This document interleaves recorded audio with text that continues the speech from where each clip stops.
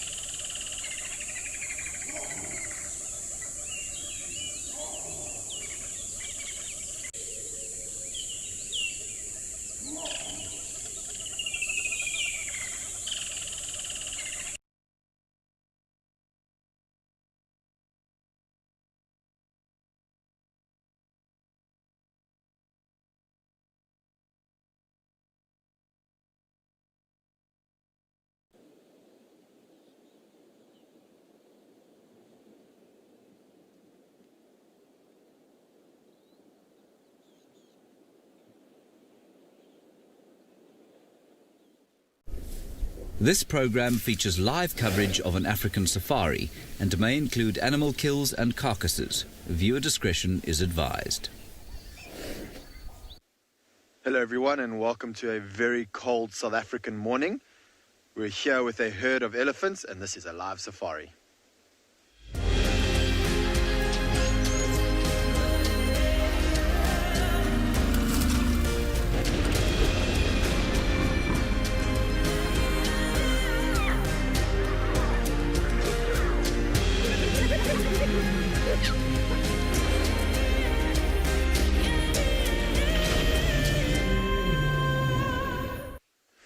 Good morning everyone and welcome to Ambion Phinda Private Game Reserve. My name is Jared and we've got Marcel behind the camera today. It is a very chilly morning here on Phinda indeed, but what a way to start the morning off with a herd of elephants. So at the moment we've got a younger elephant that has just separated itself from the herd. So to the left and behind this elephant is the bulk of the breeding herd. And he just came over to investigate an adult bull that was in this area. And now he's decided to come have a look at what we're doing. Such a beautiful scene here to start off in the morning. We've got some mist off in the distance. All those lovely pastel colors as the sun starts to rise. And the direction that we're busy looking in at the moment is east. So hopefully we're going to have the sun peeking over those mountains very shortly.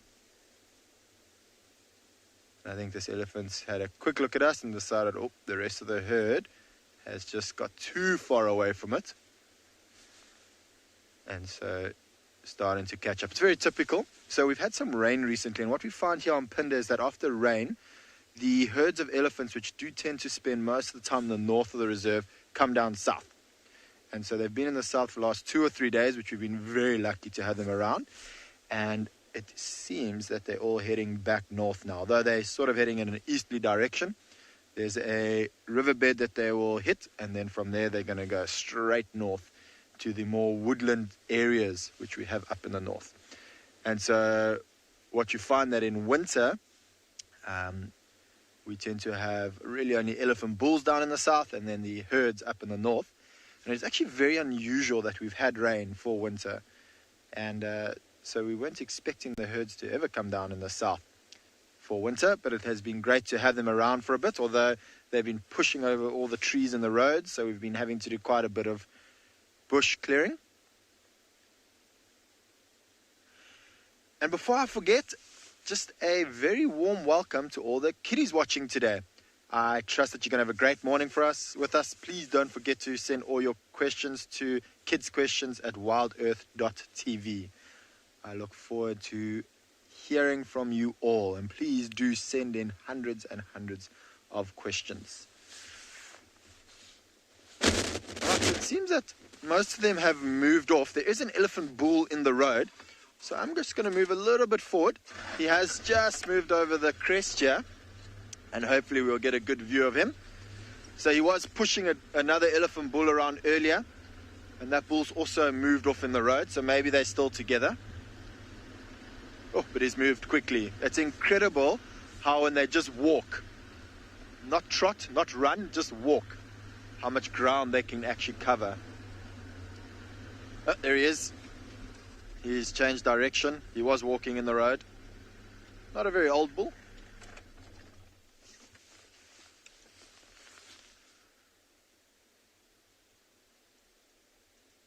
And it's quite typical to have this sort of behavior of the elephant bulls, to be on the outskirts of the herd, often following the herds, hoping to get an opportunity to mate with one of the females. A bull of this age, I'm mistaken, I've just looked through my binoculars, so my eyes are a little bit cold this morning. He's not that young of a bull. He's probably in his 30s or so. So a very good age to be able to convince the females to be able to mate. But it seems just hanging around on the outskirts of the herd. I can hear the bulk of the herd off to my left, busy feeding. And that's one of the great things about winter. It's a lot easier to find elephants in winter than in summer, because you can hear them feeding.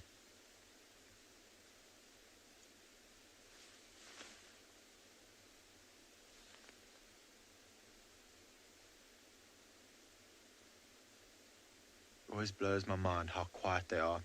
When they feed, they make a lot of noise, but when they walk, they make absolutely no noise at all. Don't know if you could hear that. The sounds of a woodpecker picking against a branch. I wonder what woodpecker it is. There we go, busy knocking again. There are some woodpeckers that you can tell by the way that they peck which woodpecker it is. The bearded woodpecker has a very distinctive peck at that wood, and they use that as a way of communicating.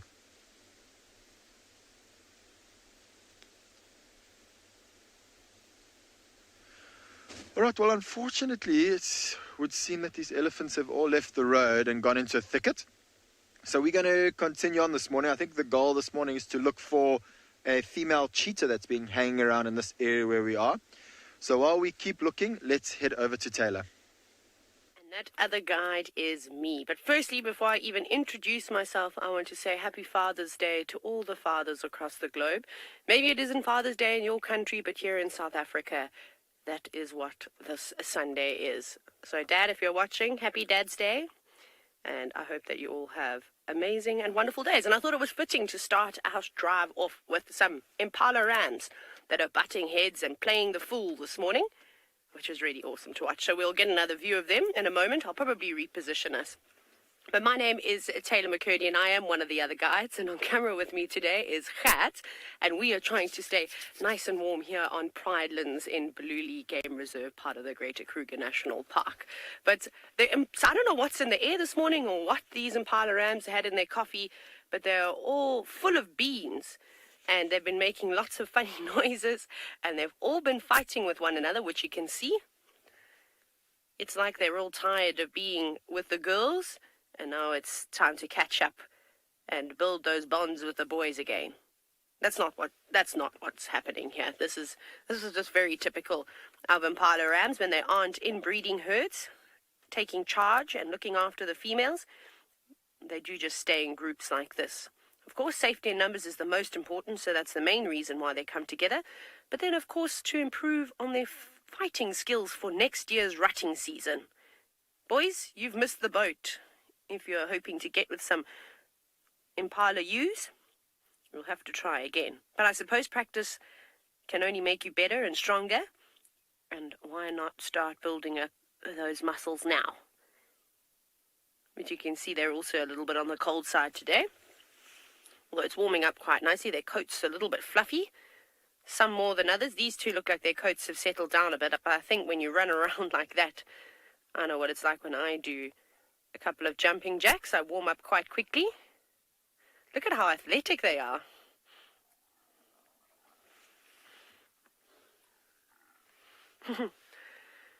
Butterfly, I have to agree, impalas are actually very entertaining to watch, and wildebeest, funny enough, they do make me giggle, and they do like to play the fool. But again, this is still the biggest bachelor herd of impala I've ever seen in my life, and they just like to hang around here on Impala Plains, which is again a fitting name considering it's the most common antelope species that we see in Africa, and then also that we see here in this area. Gert, do you know what I've just seen? Have you seen the sun yet? Sorry, Gert's not got to do maneuver. He's got to stretch all the way around, but I've just seen it popping up over the horizon, so I thought we shall have a look.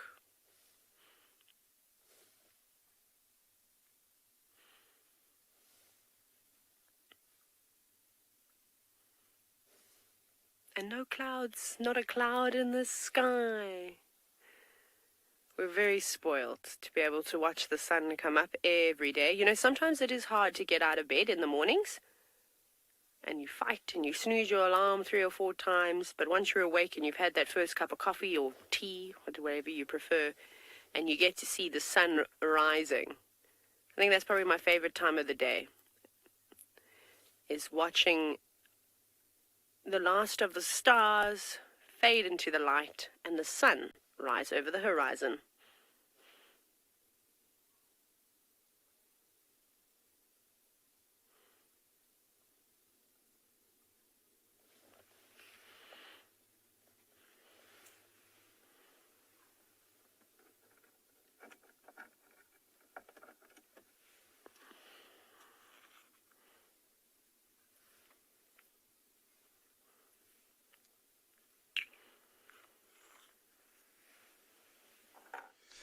Okay, good morning everybody, and welcome after that beautiful, beautiful sunrise.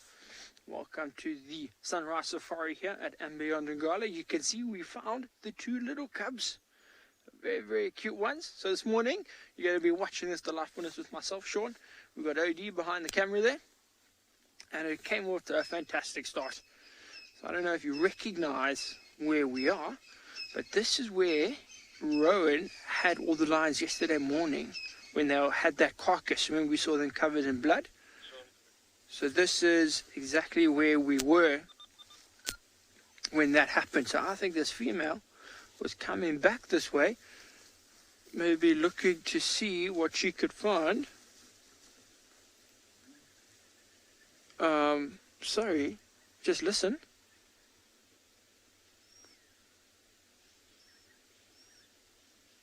I don't know if you heard that, but the sub-adult male, the young male, is also here.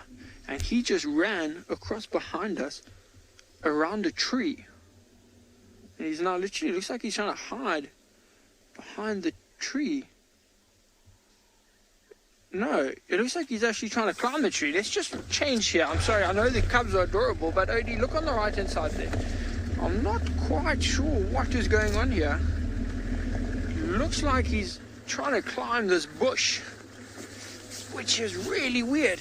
I mean, that female is just staring at him.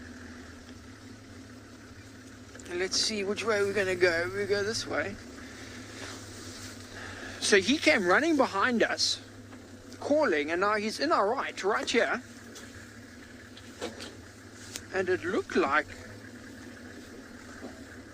he was attempting to climb this tree. I'm not sure if maybe there was some food in it. I don't see anything in the tree. But it's really, really weird behavior. He just walked up to the sighting of this female, sort of stood there, and then turned around and ran under this. This is a combrita here, bush willow, and he just ran underneath. So I'm not sure exactly what he's trying to do. We haven't seen the rest of the pride. They weren't too far away. If you watched yesterday morning, you would know that they just sort of crossed the river in an easterly direction from here.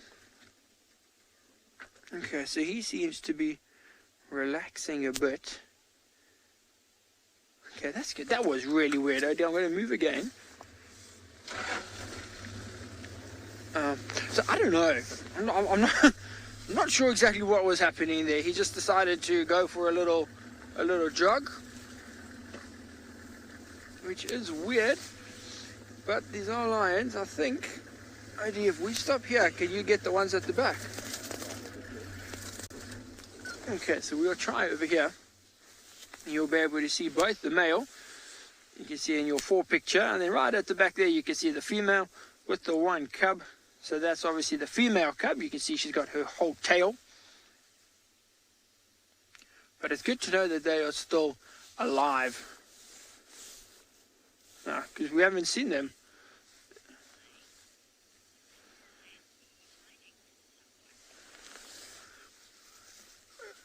Okay, Sky. So Sky wants to know if this young male could be hiding from someone. Sky, yes, very, very likely he could be hiding from someone. Maybe one of the Ross males, he could be hiding from them.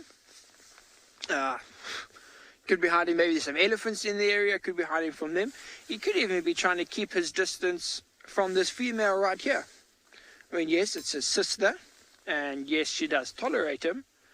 But if there was food in the area, you know, remains of that carcass from yesterday, and there wasn't a lot left, he would obviously try and get it, but she would fight him.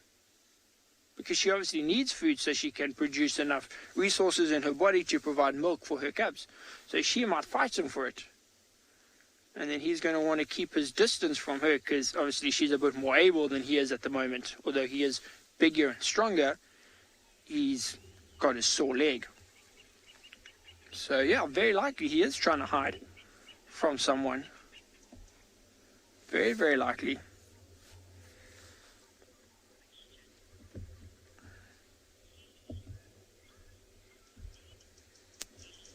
Okay, so we've got a question from Kelly. Kelly wants to know how old these little cubs are. Now, Kelly, they're about, 3 months now? Yeah, they're around 3 months. I'm trying to see if I can get the exact age for you. But, Kelly, they are around 3 months. I'm just trying to find. We have a little spreadsheet email with all of this on it. But yeah, they're about 3 months now, Kelly. They're about 3 months now, which is amazing. Because they're still so small, but we were chatting about it. And the endurance of these cubs is just, it's phenomenal. I mean, the amount of walking that she has made these cubs do is mind-blowing. It is mind-blowing. Like, they've been walking a long, long way. So you can see now she's making them walk even more. So let's go see if we can keep up with them. We're going to see if we can find her. Because this young male, he will follow. You know, he feels relatively safe with her. I know I said earlier that he might be hiding from her, but she's his sister. She won't kill him. She won't injure him a lot. Beach Bunny, these lions are gorgeous. They are very, very beautiful.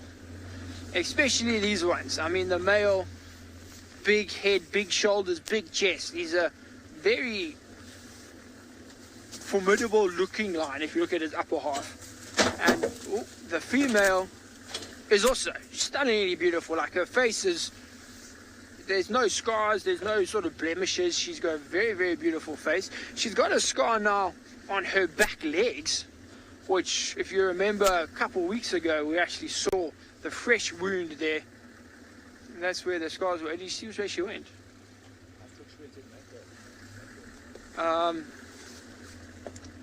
And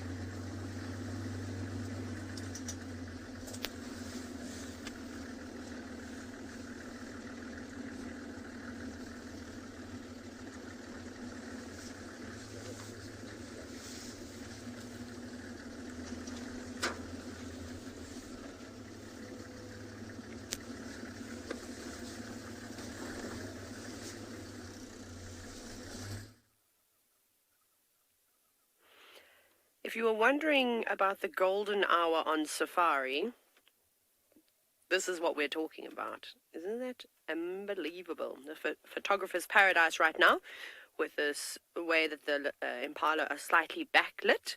Oh, young ram on the left. You've bitten off a bit more than you can chew, having a tussle with that big boy.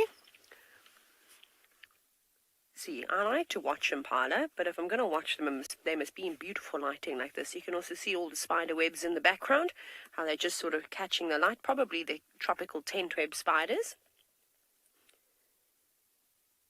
Now, this is, of course, not a serious fight. Like I was saying earlier, everybody is just sort of playing around a bit. A few starlings, most likely Cape glossy starlings, flying on in, trying to pick up any grasshoppers that are unfortunately being disturbed by those impala.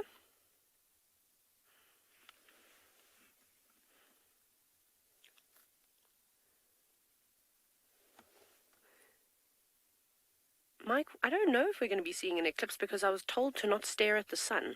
So I'm not going to stare at the sun, but potentially, now you're making me want to stare at the sun, Mike.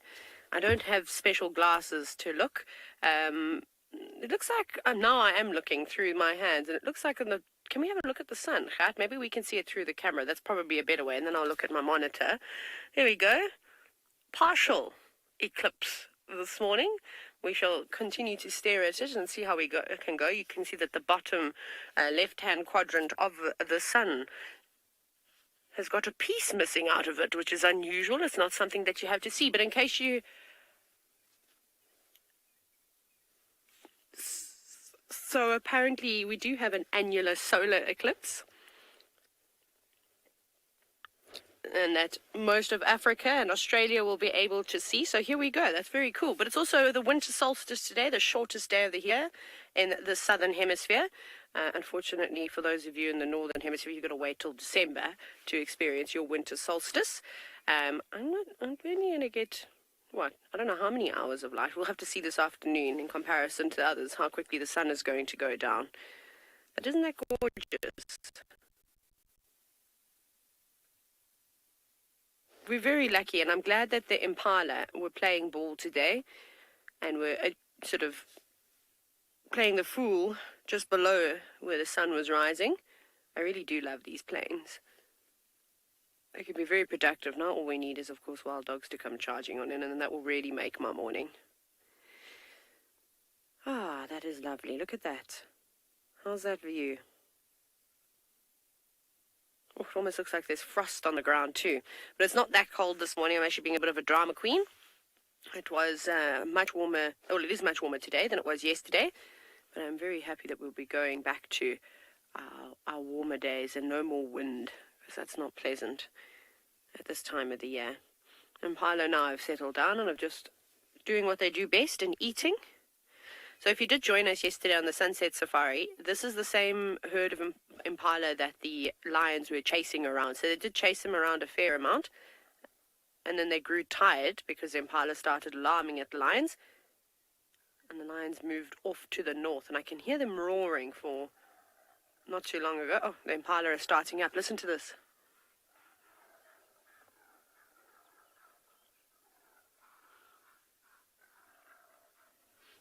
Let's see if that sets this group of impala off. So it's another bachelor group down in the distance where the lions were hunting last night.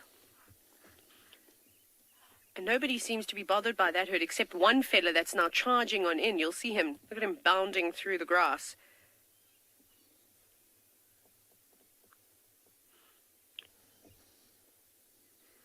He's now grown tired. He was at a full speed ahead, and now he's just completely slowing down. So you can see him staring at the others. Very protective over his land here. You can still hear the other impalas all gurgling in the distance. There were also some angry elephants, so we might go and check out what had upset those elephants. Maybe a hyena coming on through. Perhaps a leopard slinking through the grass. But for now, all these impala are safe. It's a good place to be out here, and I think it's only going to get even better during winter as the grass starts to get shorter and shorter. It's going to make it very predators to sort of sneak up on them.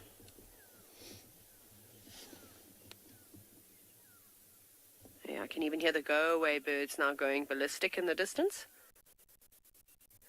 So we will go and check out what has ruffled their feathers.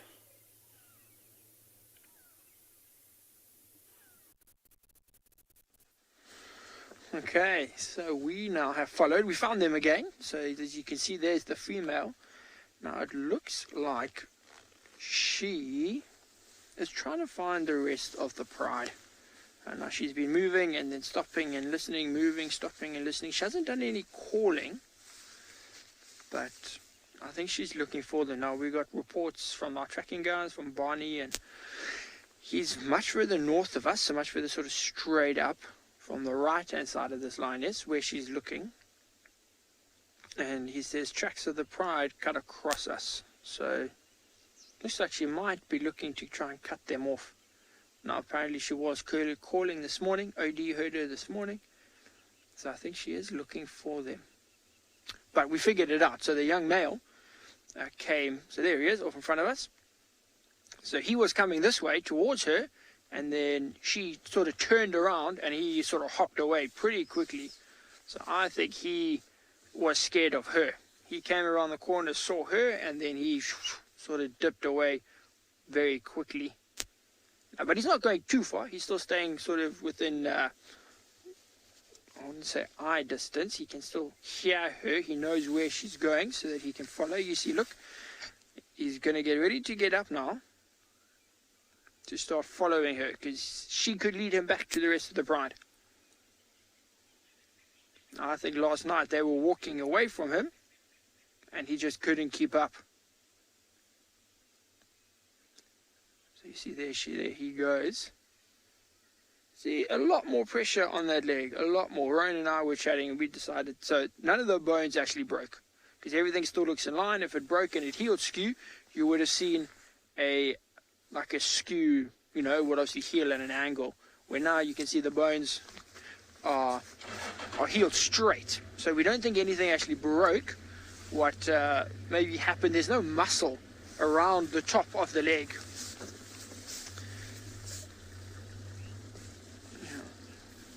So there's no muscles left in the leg. So we think maybe something happened to the muscles or to the ligaments or something like that. But what we're going to do is I need to focus and see if we can get through here, see if we can keep up with those lions.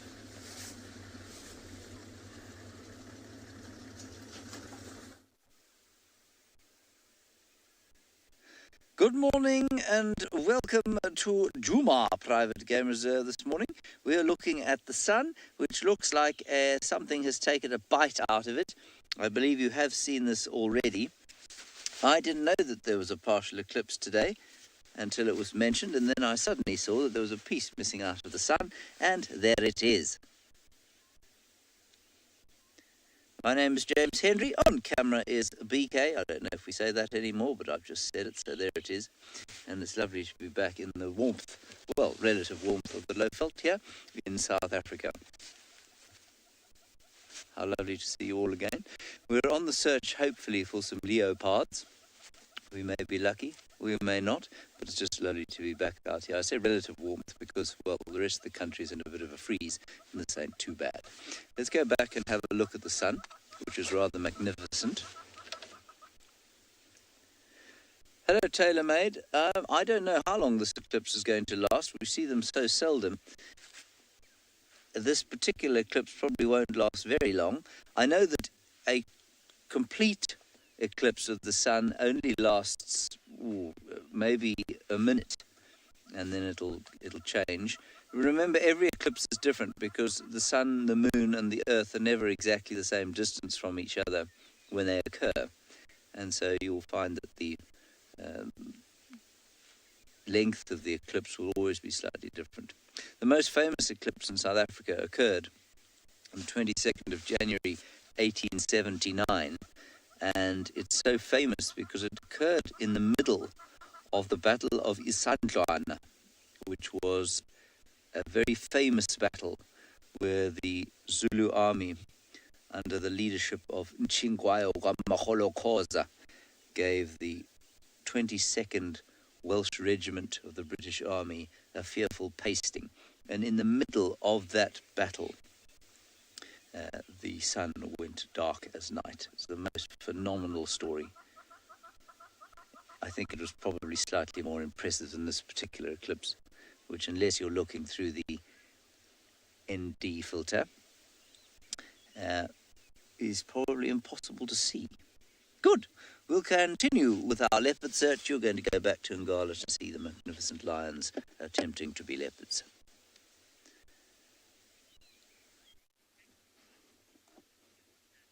Okay, so you can see our cubs are trying to climb the tree. It's the most adorable little thing. I think the female has made it the highest. She made it almost in line with the mother's head. Very, very cute. So you can see they chosen, well, they haven't chosen, but it's a small tree, so they can almost wrap their claws all the way around, or their paws all the way around the tree, which I think is helping them attempt to climb. So that's the female that's at the base of the tree. Now, if you remember, she's the darker one with the full tail, where the young male is a little bit lighter in color, and he's got that little spear type look to the end of his tail. You see the little one is now just sort of pawing at the tree, more like stretching there than actually trying to climb it. But now, so I got some more reports from Barney, who was out tracking, and he says tracks of the rest of the pride head sort of just behind this lioness here, like a few 100 meters. Oh, look at the one in the tree. A few 100 meters down, there's a big clearing, and the tracks of the pride head straight into that clearing. Now, obviously, Bonnie doesn't want to walk in there, and then we trap him between this lion and the pride. This is not going to be good. So we're going to stick with her, and I'm very sure she is going to lead us straight towards there, towards the rest of the pride. That's the fantastic thing about finding the lions so early in the morning. That's when you get all of the activity. There she goes. Oh, she's just going to lie down there.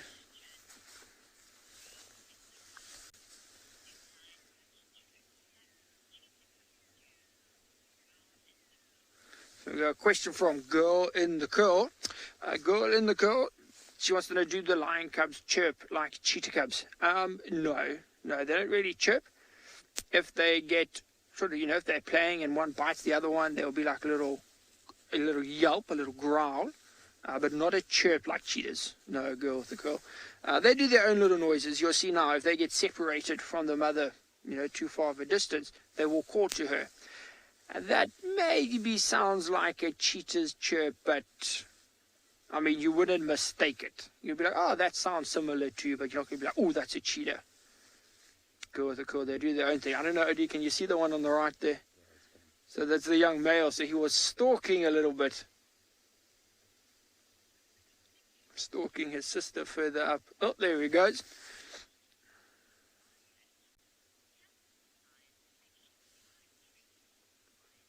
So Wyatt, yes, Wyatt, lions can climb trees. So that was Wyatt's question.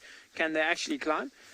Wyatt, yes, not like a leopard can, but it happens at Phinda, and beyond Phinda, the lions there do climb trees. I went to Tanzania in January last year and saw 5 lions in a tree. All females, all big like this female, but up in a tree. And I'm talking maybe 4 or 5 meters off the ground, just relaxing on a branch. It was the weirdest thing. Like, I'd heard about it, and that's why I went there. But still actually seeing it and getting your head around it was so weird. Right? So yes, right, they do, not as elegantly as a leopard would do it, but they can climb trees, and they need big trees though. Trees with fat branches so that they can actually sit on them and relax in any form of comfort. But yeah, Wyatt, Phinda, and beyond Phinda, the lions there do climb the trees. I've seen a few pictures of it. I haven't seen it myself at and beyond Phinda, but I believe it is what they do. So now we're going to have to find a way to weave through here, because you can see these little bushes on the right hand side by my head. Those there are protected. Okay, so Odie says, that's where they are. Okay, so we could see them. So what we're going to do, we go sit over here. avoid the protector trees, and you'll look to your left where they were. If I stop there, so now you can see the mother. She's stretching in the tree right, so she's not actually trying to climb the tree there. She's just stretching. Look at her claws are out. She's just stretching those muscles, stretching her paws, sort of just clawing a little bit there. That's what she was doing.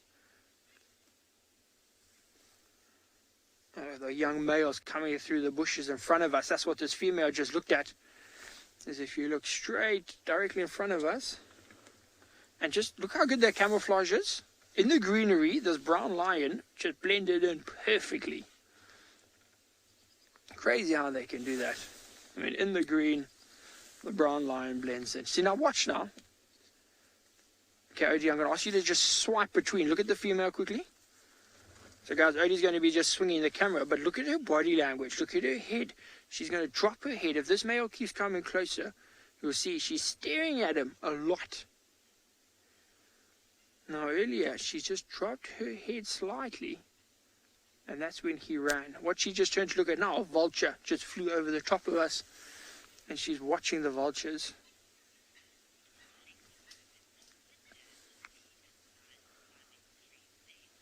Okay, so you can see now, looks like she's relaxed a bit with this male. He just lay down. You can't see him. He lay down in very long grass. And that obviously relaxed her down a little bit. She thought, okay, he's not coming too close. He's not doing anything. But these cubs are heading straight for there. But we're going to lose sight of them as they head into this long grass. So I think as they sort of disappear in there, we're going to hang around here, see what happens. In the meantime, Wyatt, we're going to send you across to and beyond Pinda to see if they have some lions in a tree for you.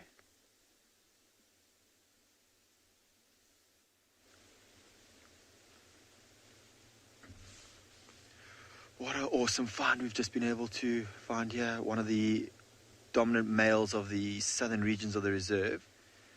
Look how fat that belly is. Oh my word.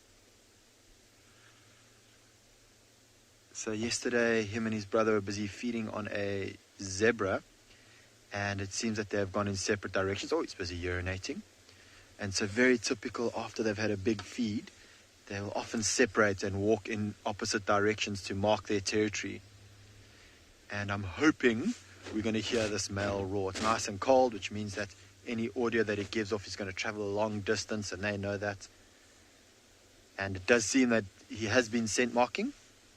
So hopefully we'll be lucky to see him roar. Oh, it's going to be beautiful when he gets on this rock here.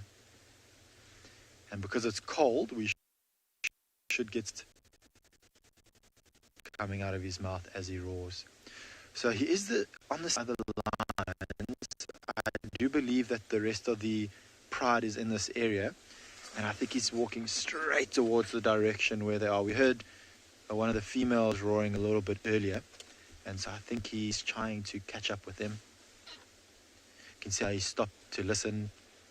We might see as he walks, he will drop his head down to the ground to smell. Has incredible sense of smell, which you'll be able to smell where the rest of the pride has been walking. It is the Bayala pride, which is the pride that's in the southwestern parts of our reserve.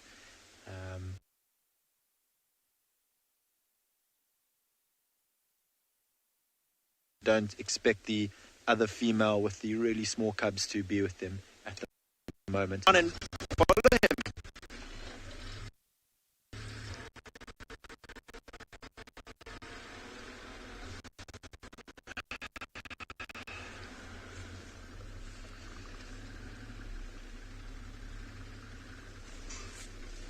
Alright, so there's a road to my left up ahead that he's walking towards.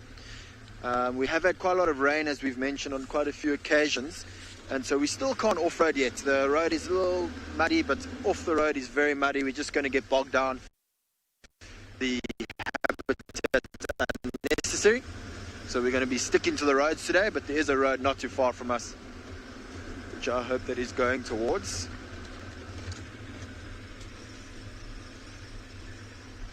Alright, I'm just going to turn around here.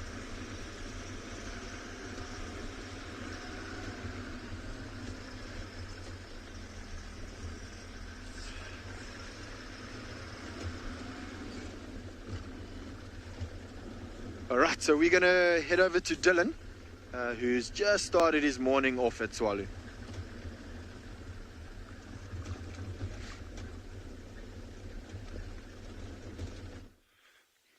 Good morning, everyone. It is fantastic having you with us, as always. It's myself, Dylan, and Jean-Dre, the team at Tswalu Kalahari, and it is just another glorious morning. I have got no specific plan for the morning, but we're going to go out there and just see what we can get, see if we can find anything interesting. I just started by ambling around here looking for any obvious signs of quick link.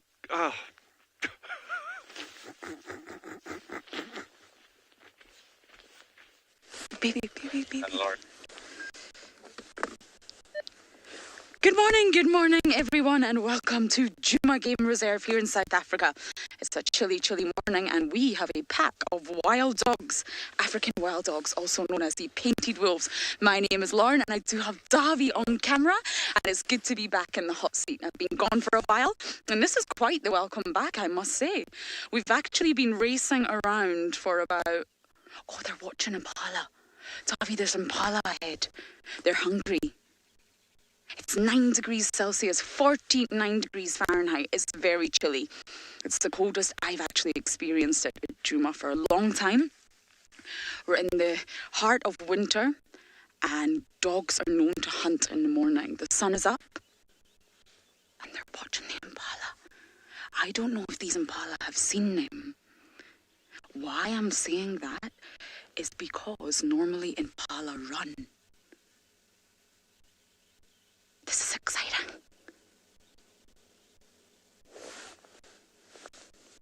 When impala see wild dogs, they normally don't alarm call like they do for leopards. They run. Now, I don't know what pack this is, and I don't know how many we have. We've literally just arrived on the scene. Let's just watch for a little while. The impala are nervous.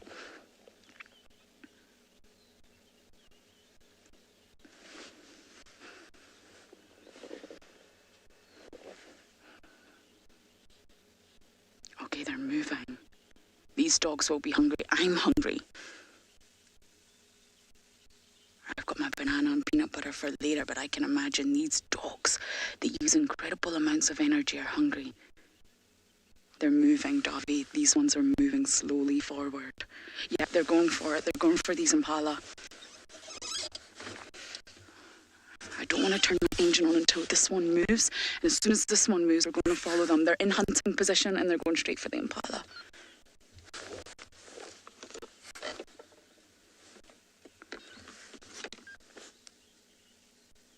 Yeah, it's up. Okay, Davy, we're going to follow. You ready? The impala are running. Dogs are off. They've scattered everywhere. See, the impala are starting. Dogs are running. Okay, we're going to go this way, I think. Yep. Dogs coming behind them, see? This is incredible. Chaos, first thing in the morning. Okay, Davy, we're going to have to follow. And that's what they do. The dogs scatter and they cause mass panic. And that is exactly what has just happened. Ugh.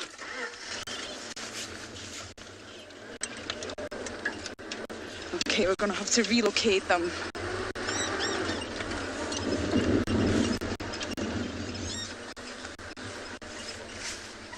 Okay, I saw impala go this way. Okay, let's try here.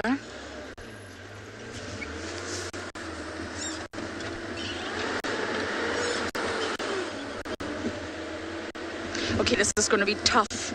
The bush is not as thick as it once was, but it's still thick. And all the packs split.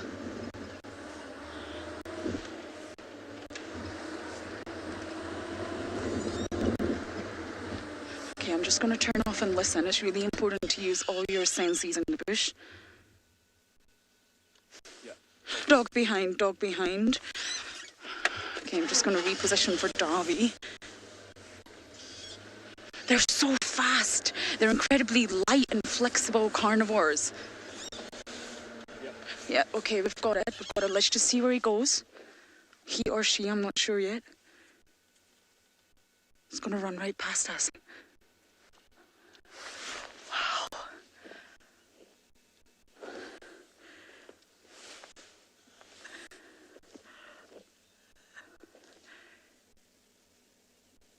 Okay, Ravi, no time to waste. We must follow.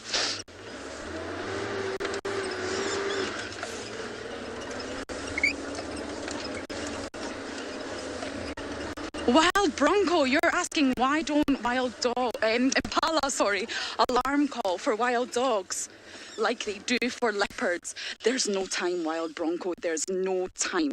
So they're different hunting techniques. Oh, the Impala are all nervous. The dog's still over here. Should we follow Davi? This dog behind, this is mayhem. Sorry, I'm going to answer your question in just a moment. The Impala are stotting. Can you see them? Bouncing.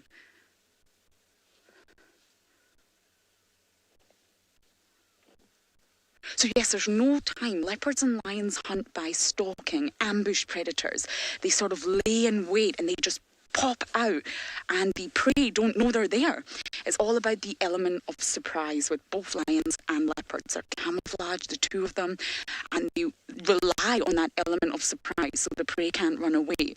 When Impala alarm call, when they see them, it means I've seen you guys, you cannot hunt me. It's a very sort of brave way to do it for the Impala, but they know that the lions and leopards game is up. With wild dogs, you can see what's happening here. They're hunting by coursing, and what that means is they run, they outrun their prey. They don't stalk, they don't ambush, and they're not relying on that element of surprise. They are just hunting by coursing, and they don't give the Impala a single second.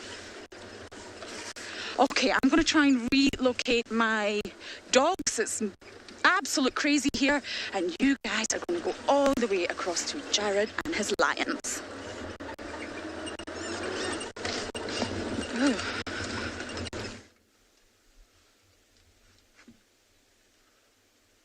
Alright, so we've managed to find the rest of the pride. I know you can't see anything at the moment.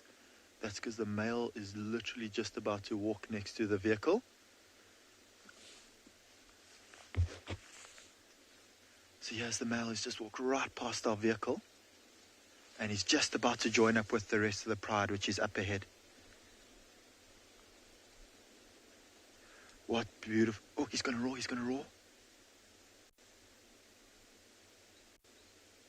Oh, he just started to roar. So the females were roaring maybe 2 minutes ago, and he gave a bit of a grunt. Now I thought he was about to roar. And so it looks like he's trying to join up with the females that have walked up ahead. And if you look in the dry riverbed here, or dry waterhole, you can see the rest of the pride. How beautiful are those contrasting colors of these tawny coats of the lions and that dark cotton soil that is formed in the middle of this waterhole. Look, one of the youngsters looks like he's trying to stalk his father. And the male's having a look down to see if he's going to... Oh, how he's going to get down this steep bank. Also have a look to those lions on the left that are walking this way. Oh, they're about to play. There you go. Oh, tackle. So you can imagine this black cotton soil, although it's going to make them very dirty, is nice and soft right now from all the rain that we've had. Hasn't dried up and crusted yet. So it's probably quite a nice little cushion when they tackle each other. Oh, one of the females is starting to roar again off in the distance. I'm just going to keep quiet so you can hear.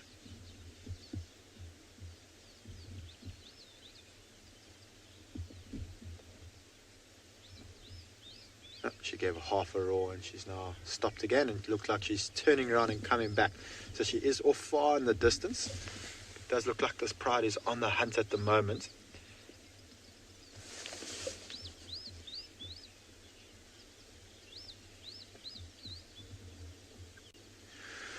Alright, well, unfortunately that is that for the kiddies section of today's drive. I hope that all you kids have enjoyed your time with us. Please do not go anywhere, and please do keep on asking questions. But we're now going to open up the floor to everyone to ask questions. Now, earlier on I was saying I was hoping we'd see the lions roar so we can see the mist coming out of their mouths. And if you look very carefully at some of these lions, when they breathe quite deeply, you can actually see that mist. Shame this cub in the far left is full of mud. Obviously, when he just tackles brother, he's going to tackle him again. You'll see they're often trying to ankle tap each other when they run away, and that is how they would take down certain prey species. While they're busy charging after them, they would swap at their feet, which would cause them to lose balance and fall over, which would then allow the lions to be able to jump up on them. And that's exactly what these cubs are doing now. They're busy practicing their hunting techniques. Oh, such beautiful light. It's not often you get to see lions in this dark contrast of black cotton soil like this. You can hear some francolins alarming off in the distance, and I expect that's exactly where the lionesses are. They've probably flushed those francolins out of the grass. I can see the one lioness far off in the distance, busy crouching down. I don't know what she's watching. She is in the long grass, so she's moved away from this waterhole where she's nice and camouflaged in the long yellow grass.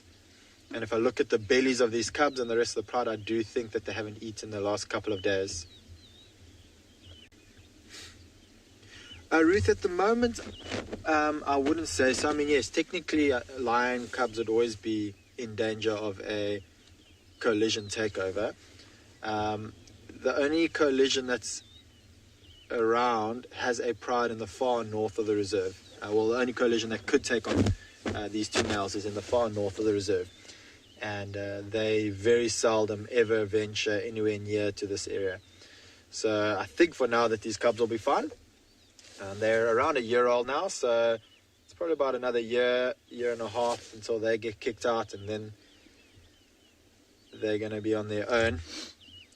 But fortunately, Ruth, I think that they're going to be fine.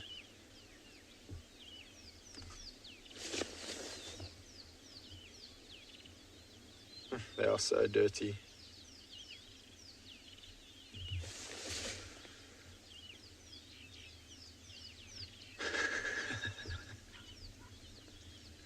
Oh, adorable. It's interesting that it's only 2 of the 5 young males that are interested in playing at the moment. The other 3 don't seem interested at all.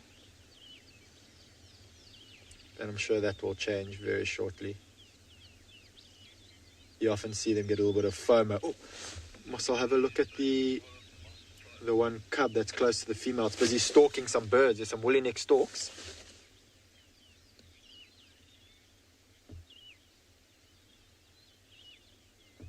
Richard, no, it isn't. This dark soil is what we call black cotton soil. Its origin to volcanoes, I mean, truthfully, I'm not 100% sure, but I'm pretty sure that it has nothing to do with a volcano. There is, on Phinda, there is an area where we had a volcanic eruption sort of in the central parts of the reserve, and we don't find any of this black cotton soil necessarily there. But yeah, I'll have to get back to you on that, Richard. But yeah, as far as I know, no, it has nothing to do with volcanoes. There we go, one of the cubs is busy stalking that woolly neck stork again. And I'm pretty sure that the cub knows that it probably won't catch that bird, but it's still going to try. At this age, they will try catch anything. Squirrels, if they can, francolins, larger birds like these woolly neck storks. You often see them try and stalk larger prey like zebra, wildebeest, but they've just got no chance in catching them.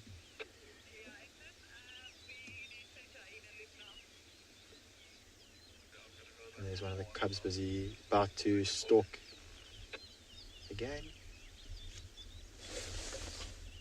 Oh, two of them are going over to Mom. Oh, there we go. He's coming over. Take down.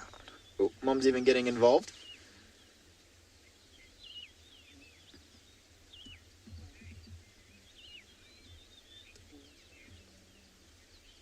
So Faith and me, I don't think this bird is necessarily here because it wants to be close to the lions.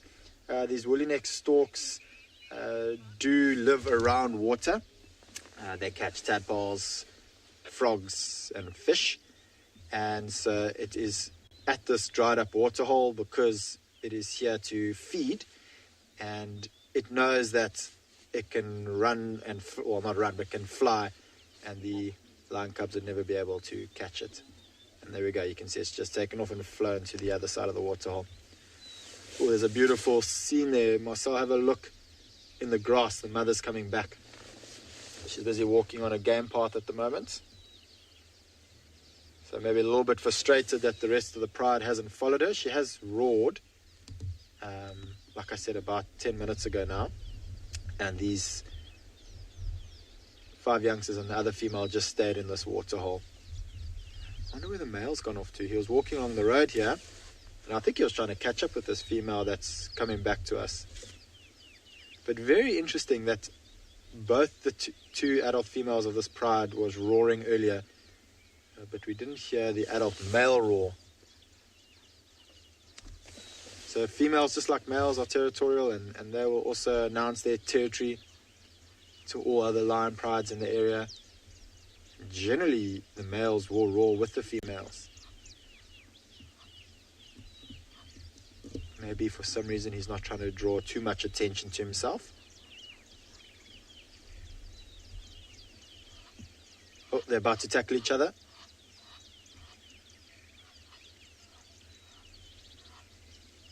Shidulufan, we do have an accurate count. So this pride consists of 3 adult females, 5, they probably would be regarded as between juvenile and sub-adult males, so the ones that we're viewing at the moment, and then 2 very young cubs, which, if you watched with me last week, I was lucky enough to be the first person to ever see those cubs. They're probably only about 2 months old. And then we've got the 2 adult males. So it's not a very large pride, and unfortunately for the adult females, that it seems that they've given birth to only males. So in about a year and a half time, when they kick these males out, it's just going to then be the 3 adult females again. And ideally a pride wants to have female cubs because they're going to then grow up in the pride. As the pride gets bigger, the better chance of them being able to hold their territories. Brandon, it's not impossible. There have been records of male cubs challenging their fathers later on in life for the pride that they've taken over.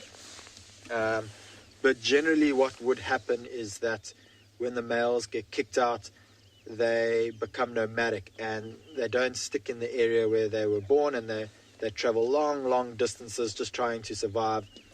And after they get kicked out, it's probably only about 3 years or so later until they're big enough to be able to challenge another male. And it is also very possible in that time that their father may have lost control of the pride that they were in. Because, I mean, on average, you're looking at about 5 years or so for a male to be able to hold a pride. So maybe, or often what would happen is that when these males are old enough to be able to challenge their father's already been challenged by a new younger male, and or males. Oh, I don't know if you could hear that. One male just bit the other one on his backside, and he gave out quite a bit of a groan. Oh, there you go. Yo. They're gonna roll.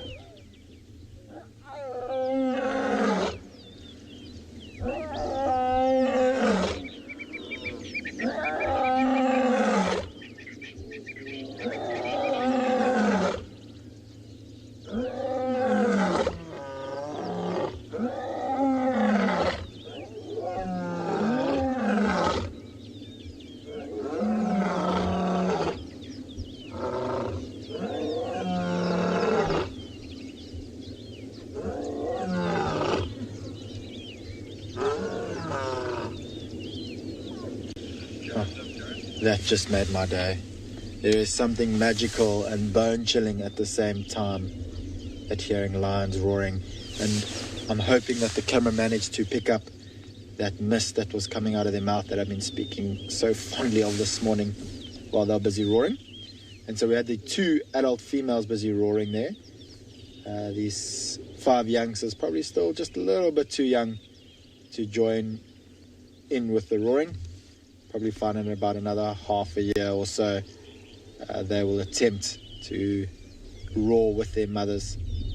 And yet, once again, the male that's in this area still hasn't roared. And it actually seems that he's probably left. I don't see him anywhere nearby. So maybe he's decided that while the females are roaring, he's rather going to keep walking and putting his urine or his scent mark all throughout his territory. Now, I do suspect the reason why these females are roaring at the moment, I have heard one of the rangers say that they've heard some other lions roaring further north than this.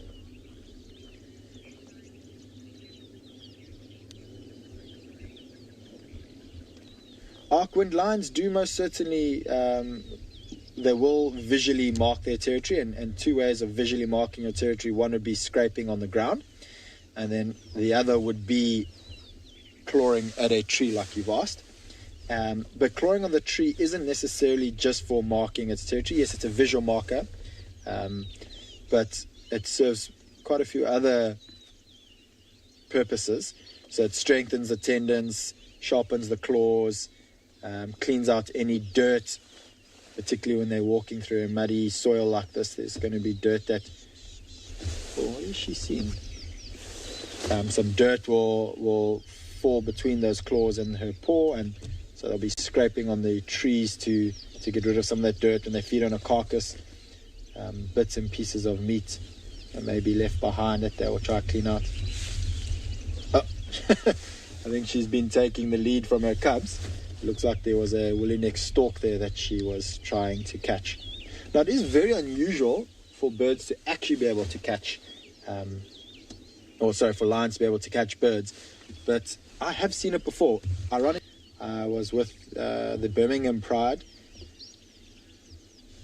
And I saw one of the adult lionesses catch a francolin, which was very unusual, and I think the francolin was also surprised by it. Oh, the cub's busy stalking mom. So she's in the long grass now, so I think he's hoping to take advantage. Oh, see how he's using... There we go. Oh, she bit down a little bit too hard.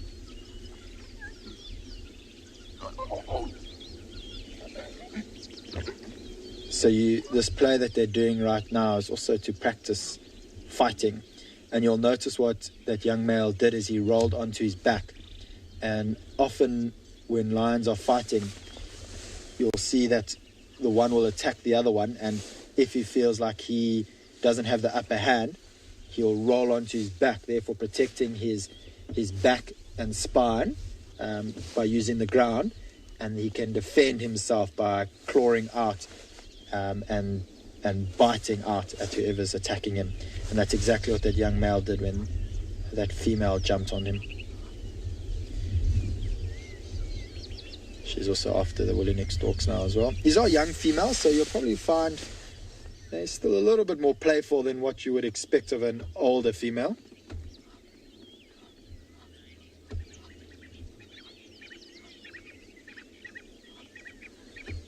Alright, well, we're going to sit here for a bit. I'm hoping these lions are going to continue on hunting. They've taken a bit of a break for the last 20 minutes, but I believe that there is another strong lioness out there.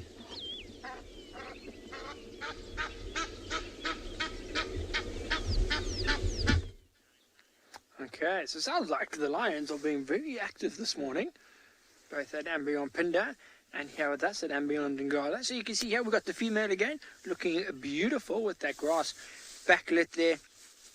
So beautiful. Just look at that, she just looks so regal. So I was looking at her now, she was standing up earlier, and she's got a number of new scars on her backside, like on both back legs, the thighs of both back legs. She's got a few scars. They are old, they're healing now, but You know, they knew over the last sort of 2 weeks. Because remember, we haven't seen her in about 5 days. Maybe even longer. I don't think we've seen her on the show for at least a week now. But she's in very good condition, so you can see now she's just actually waiting for the cubs. I'm just going to keep quiet now, see if she calls.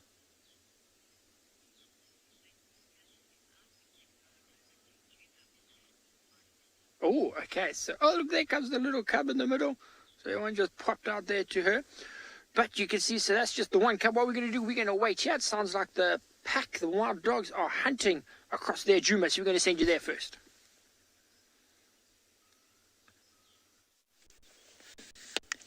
The wild dogs have popped out here, which is greatly exciting. Lauren went one way and I just happened to drive up this road, and here they are, which is marvellous. 4 of them, it must be the same pack you had earlier with her. 2 of them have headed off towards the run, and 2 of them now trotting down this road here. I don't think they've eaten this morning, so I think they're still looking for something to eat. Some poor hapless antelope, or maybe a scrub hare. For those of you who don't know, these things do eat a lot of scrub hares, and we only know that because we followed them from the air using a drone. And as they're on the hunt like this, what they do is that they find scrub hares or flush them underneath bushes, devour them, and then just keep going. But luckily, the scrub hares, like most of their ilk, are very talented at making more scrub hares. There we are. Not a bad thing to see on a winter's morning here. Now this pack, of course, has got pups. Unfortunately, their den not on Juma. But you'll see a lot of pictures of wild dog puppies on social media around about this time of the year, because this is when they are denning. And so those reserves, fortunate enough to have wild dog dens on them, will be posting like crazy the beautiful little puppies. They are just magical, as are all puppies, of course, except perhaps those belonging to Chihuahuas, which are more like rats, but that's another story. Using those big ears to hear what's going on. That's why I'm not moving forward. I don't want to start the engine until I have to. We're going to go towards the north now. If they go down into this riverbed here, it will become exceptionally impossible to follow them. But we will do our level best. Two of them are heading down into the riverbed. 2 of them have headed up that way, but I suspect they're probably then cut down. I'm just going to get on the game drive radio. Bernie coming.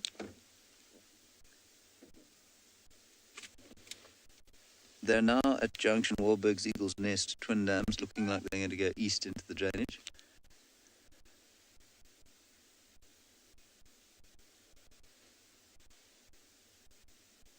So still listening. He's not quite sure where the rest of the pack is, I don't think. And the light is just gorgeous.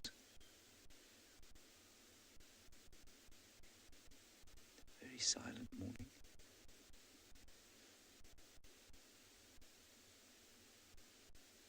Alright, we'll try and keep up with these dogs. Let's go across to Sean, who's got some baby lions.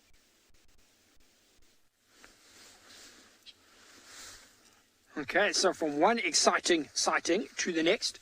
So here you can see the cubs are actually trying to suckle while the mother's standing there. They're both going under her back legs, that's where the teats are, and they are reaching up and they're trying to suckle. But you can see, if you look at the mother, she's growling at them. She's very distracted. So now we're out on the banks of the Timbavati River, and across on the other bank is a herd of impalas. And this female is just staring at that herd of impalas. She's very, very focused on them. And I think that's why, while the cubs are trying to suckle, she's like, "Ah, stop it, I'm trying to get us food." She's watching those impalas. The impala's actually moving away. So it'll be interesting to see now, does she either A, stash the cubs here and then go follow these impalas, or does she B, take the cubs with her and stash them somewhere a bit closer, or does she C, just lie down and suckle the cubs? I don't know what's going to happen. We haven't seen the young male yet. He hasn't popped out again. So she's following. What we're going to do, though, we're going to sit here. I know she's gone behind the bushes, but you'll see her pop out into a bit of an opening here. If I just...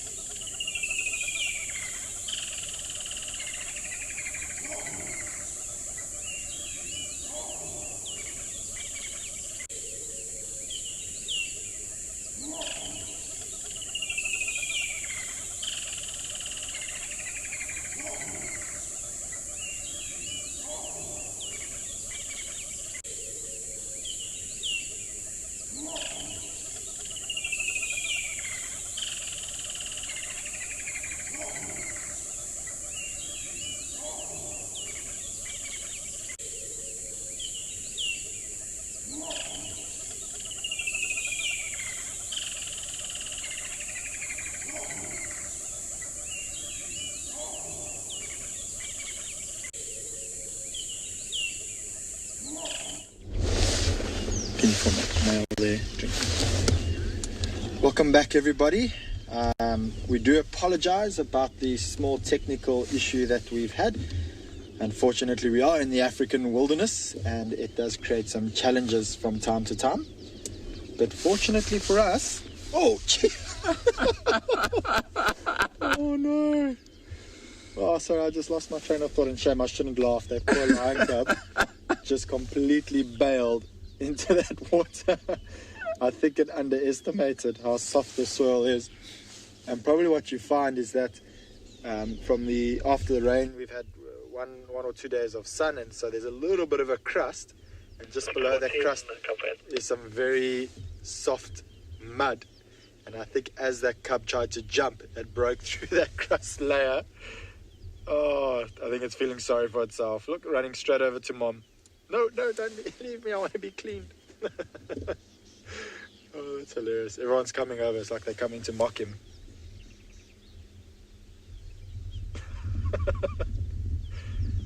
Oh, that's something you don't see every day.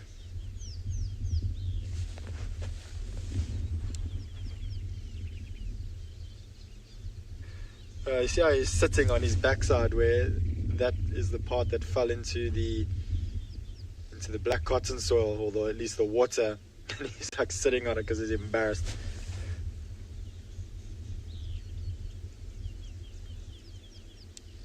Shame.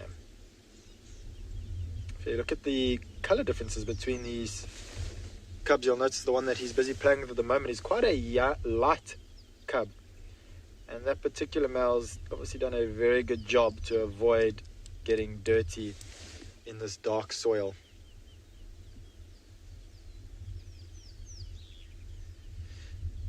And so I had a question earlier about this dark soil. Is it volcanic?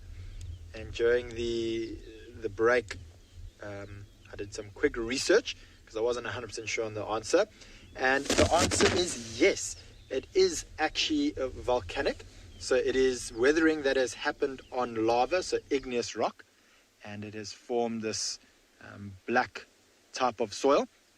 And I believe that it's called black cotton soil because cotton was traditionally grown in this type of soil.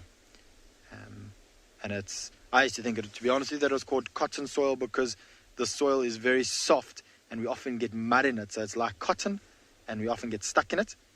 But it is not the reason why. It is that they used to grow cotton on these dark soils. And Pinder, in fact, used to have a cotton farm on it.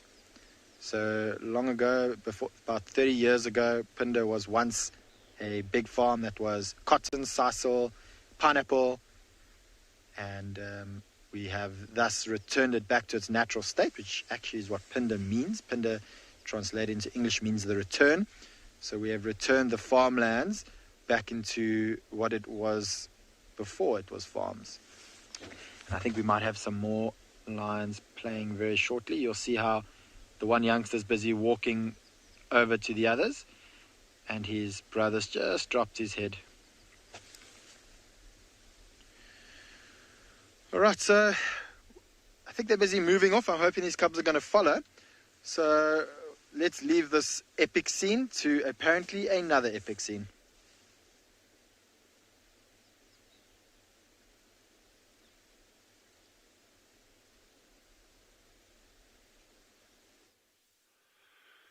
We just stopped and we're right up against the base of the hills now, looking out towards the west. And the mirages this morning are absolutely stunning, stunning, stunning. So that a little bit earlier, that entire horizon was just completely warped and distorted. And again, those of you who were with us a couple of weeks ago, we really need particular conditions. You know, you need that super cold air and then warming up pretty quickly to create that differential in the ground temperature and the air temperature above it in order to create these mirages. And with the cold fronts that have been coming through, kind of like the sun hasn't done its job like properly to warm the air up enough. So now that those cold fronts have moved out, the temperatures are a bit better, and we're starting to get these stunning mirages now early in the morning. But I mean, it's just a couple of years ago, just driving in one of the areas over here, I was on this like long straight road, and for 360 degrees all around me, everything, it was like something out of a sci-fi movie, because the entire horizon all around was completely distorted. But this is a beautiful example of mirage. And to give you some idea of the landscape, from where Jeandre and I are sitting to where we're actually seeing those cliffs out there, it's about a 100-meter drop from where we are to where you see that now. So when we move on from here, we're going to see if we can get some mountain zebra, Hartmann's mountain zebra, which would be a really, really good one. So stick with us and we'll see if we can find those for you.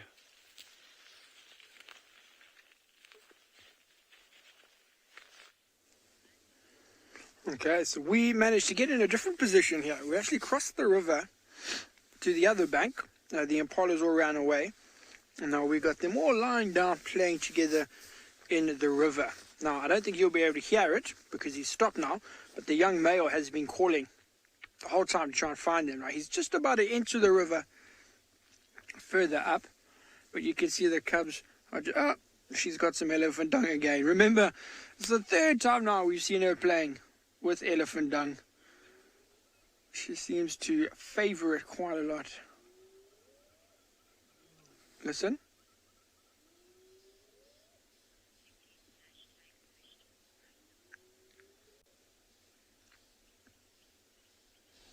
So I don't know if you could hear that, but there's a hyena calling far away in the distance.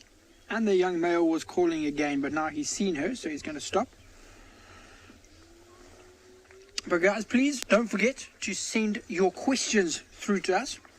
You can do that by going hashtag FC on the YouTube account, or going at FC on Twitter, and that will send your questions through to us, please. Always interesting dealing with the different questions that you have. Or hashtag Wild Earth, sorry. Hashtag Wild Earth on the Twitter. Right now you must see these little cubs that were playing. So where's they lying in the river there? Did you zoom in and you can see that's our sort of road in the river, those tire tracks. Now the female is lying right in the middle, but the cubs were lying in that track. And we've been driving there so long that the track's actually quite deep now. And the cubs are so small.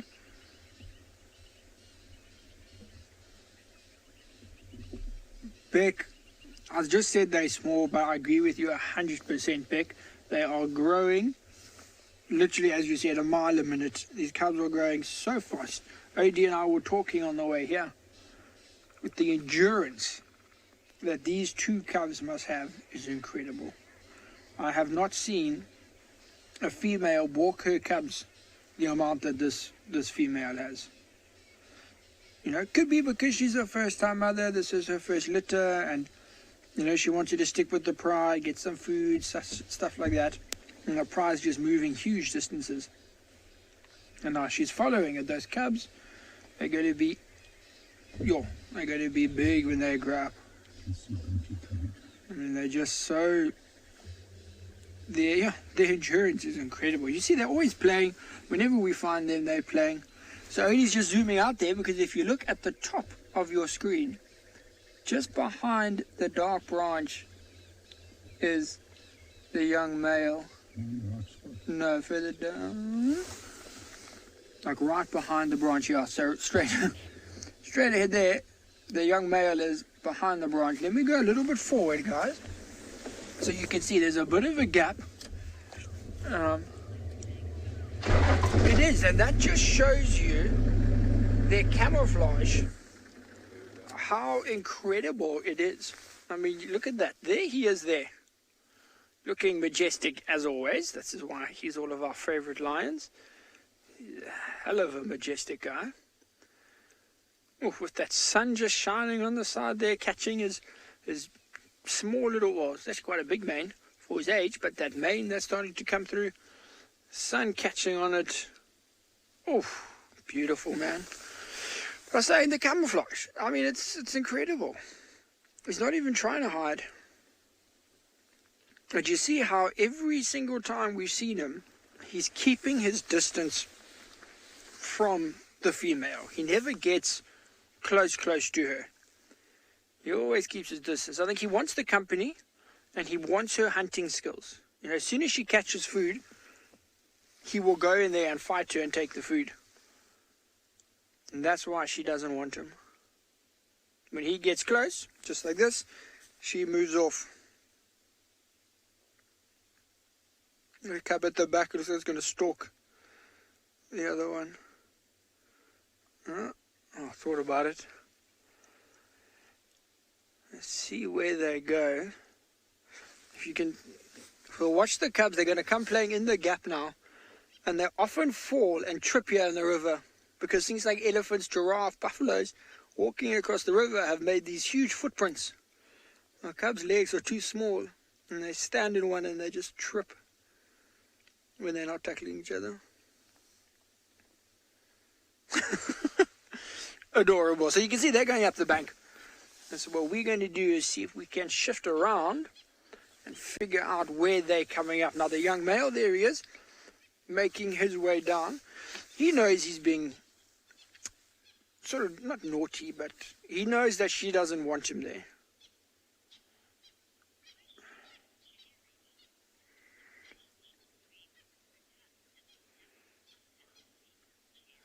Okay, Jerry wants to know the relationship between this young male and the cubs. So he is their uncle. So he is the brother of the female that we've just seen. So he would be those cubs' uncle. But in terms of his role in the cubs' lives, it's not very big. He should have left, Jerry. He should have left like a year ago. So it's a bit of a weird situation, Jerry, because generally the time that she mates, this male should have left and the cubs would never meet their uncle. But because he's been quite reluctant to leave, we've got this situation here. But as I said, we're going to try and move around, see if we can get where they're coming up so we don't lose them.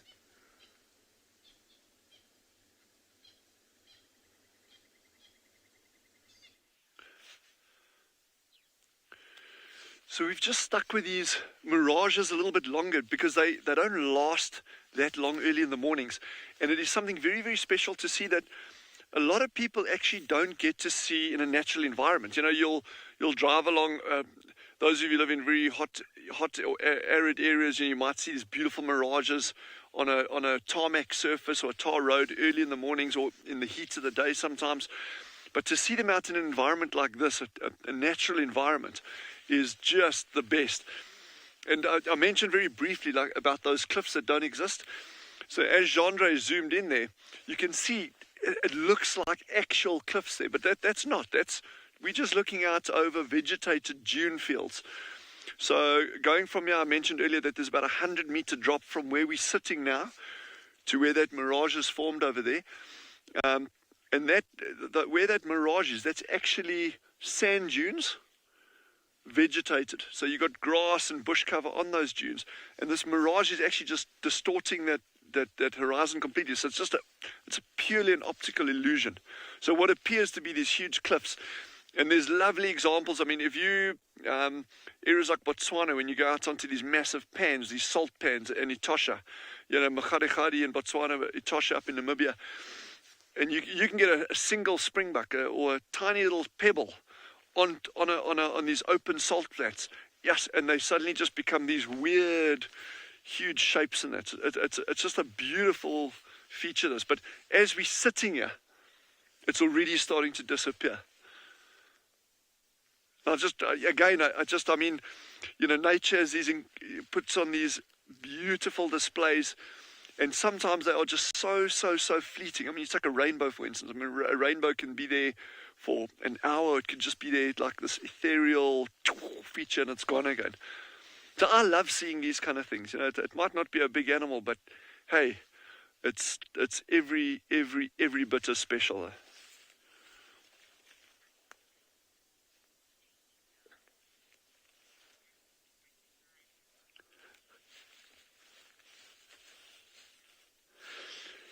So Nature Girl has asked a really fun question.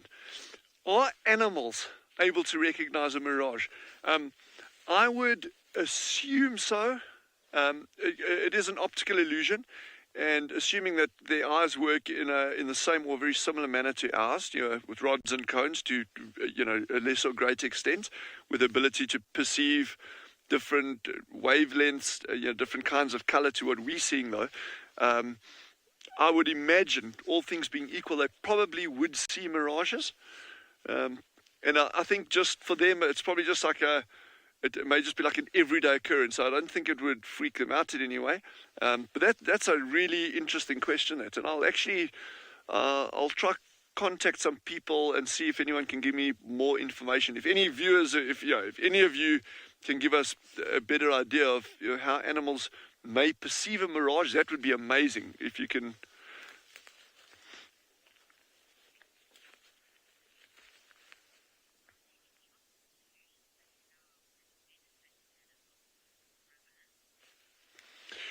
Ruben has asked, here's another question. Yes, here's a good one as well. He's asked, are there any optical illusions that would benefit animals? And, okay, now, not necessarily atmospheric phenomena, but an optical illusion, you can look at that and say, well, what about camouflage? Camouflage in itself is an optical illusion. And, there are just so many different kinds of optical illusions out there. Gecko hiding on the bark of a tree, leopards with its spots. But then there's some other kind of cool optical illusions. And I'm just going to use one example, is what we call flash coloration. So you get the typical warning coloration, you get normal mimicry, so you get an animal that's completely palatable to others, but then it mimics something that's really dangerous. That's an optical illusion. Mimicry is optical illusion. But there's a really fun one as well, what we call flash coloration. And you find some birds that live in forested environments, like in South Africa, we've got these turacos, or some people may know them as luries. They got this, they're very, very well camouflaged birds, often lovely green colors. But they have this incredible crimson color under the wings, and you only see that when they're flying. And one of the theories is that a bird of prey, which is the likely predator, will be following that bird. It's got this crimson, and then it lands on a branch and folds its wings, and you don't see it. And the predator can actually lose track of that. Now, that's also a kind of optical illusion, and we can go into more examples later. Very, very good question. But we can come back to that in a short while. We're going to see if we can find some mountain zebra in the meantime.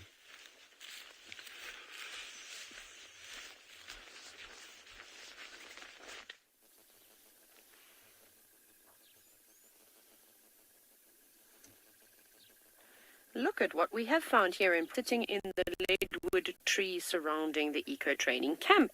We've got a troop of vervet monkeys, and we're very fortunate that we get to see them almost every single day. And luckily, we don't actually spend much time chasing them away, because they leave us alone in camp, which is surprising. They haven't learned, and we don't leave food or anything like that lying out around here. So they normally just hang around on the outskirts. But what a perfect place to start your day, up in the tops of the trees where they probably were sleeping, and now just warming themselves up in the sun. And a few of them doing a bit of grooming, as all the animals do before they start the day, and they're even grooming one another. So you might find that it looks like there's one individual being groomed by two different vervet monkeys. Perhaps that's quite a high-ranking individual. We see that amongst a lot of different species of animals. The more attention that is paid to you normally will give an indication of how high your rank is. If you're a lower-ranking individual, you'll be lucky if somebody else wants to scratch your back for you and pick the fleas out of your fur. That one is all stretched out now, going, right, yes, in the middle of my back, please. And you, can you do under my tail? Getting all the attention paid to it. It's quite a big troop of individuals that are living here. Maybe about 15 or 20 of them. Normally when they come out to drink, they do take up a fair section of the dam. And they were down on the floor when we first arrived, but naturally, Humans and monkeys don't have the greatest relationship, so they scoured quickly up into the trees where they feel a lot safer. But now at least we get to watch. Normally we don't get to sit and watch. Oh, there's a tiny little vervet monkey they're actually climbing up at the base of the leadwood. You can see them now. There we go. Some little ones. Tiny. I mean, they're not completely black because that's what color they are when they're born. It's probably about 4 or 5 months old, maybe a little bit older than that. You can see brave enough to keep away from their mothers. It's very fluffy.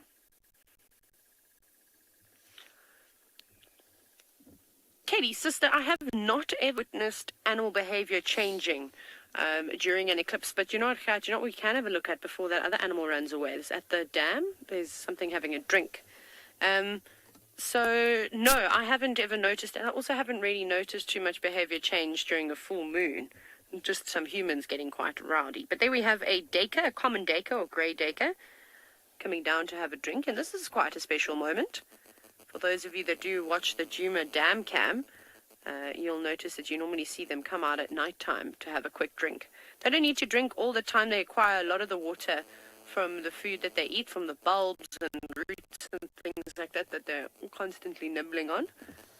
But very dangerous for a small animal that size to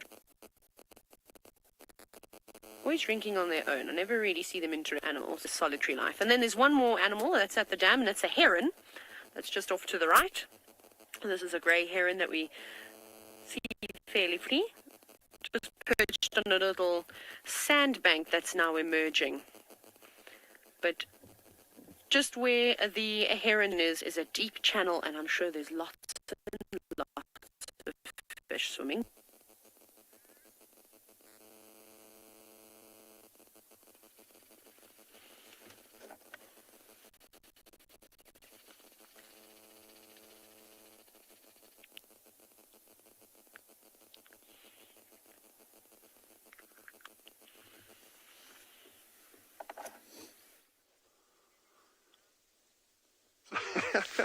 So this was unplanned, I promise.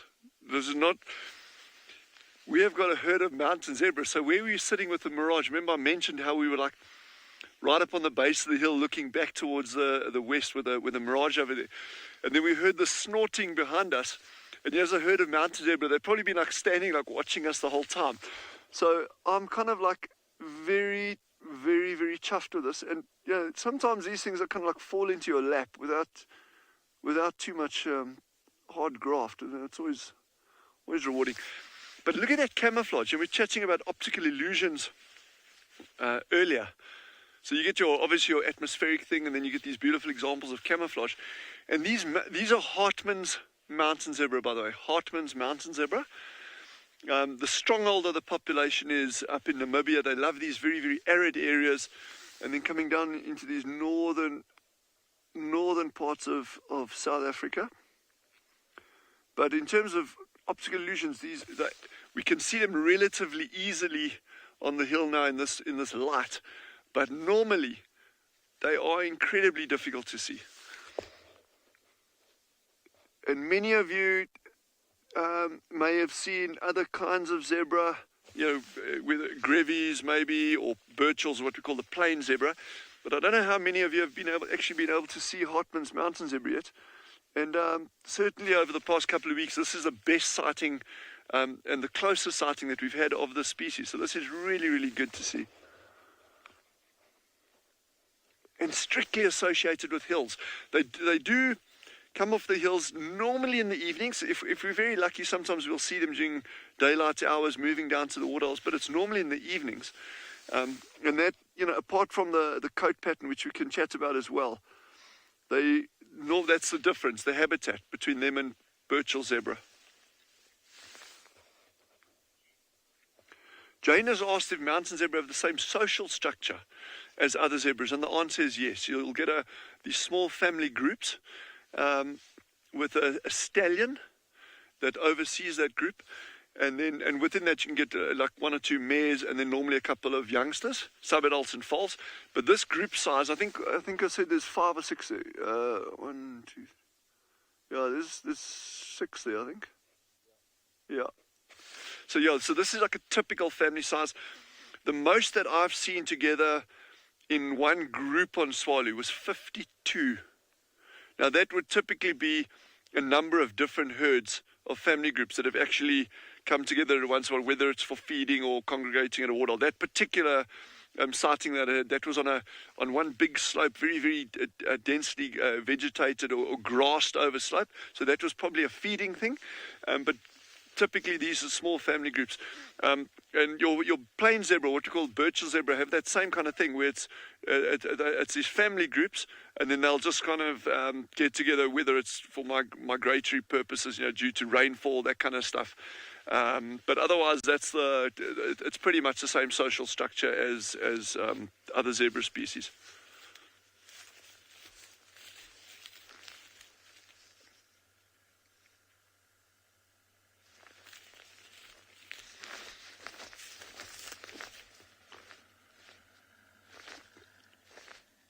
Australia's just asked, were these zebra introduced into this area, or because you thought they were only found in the Cape? So that's a brilliant question.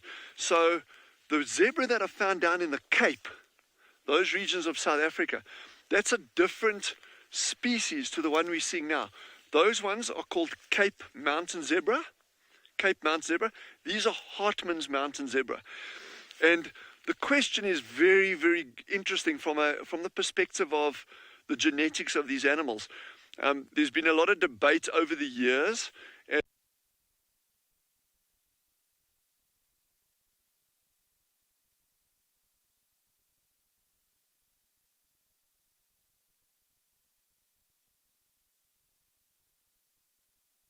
With Namibia and South Africa, and what would that overlap have been historically?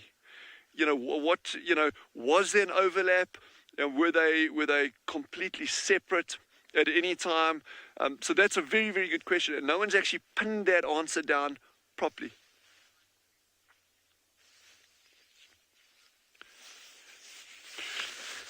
Apology, I think some of you may have lost my audio there. That's just my bad. So the question there was Cape Mountain zebra, did they actually occur in this area naturally? So why it's interesting is you get Cape Mountain zebra, which is down in the southern and western parts of South Africa. That's a very distinct species from the ones we're getting here. These ones that we're watching are called Hartmann's Mountain Zebra, and they typically Namibia, the arid areas of Namibia and down just into the northern parts of South Africa. And why I say it's interesting is that the big debate for many, many years has been, well, what was the natural range overlap, if any, of these two species? And if there was an overlap, well, what would the implication have been from a genetic perspective?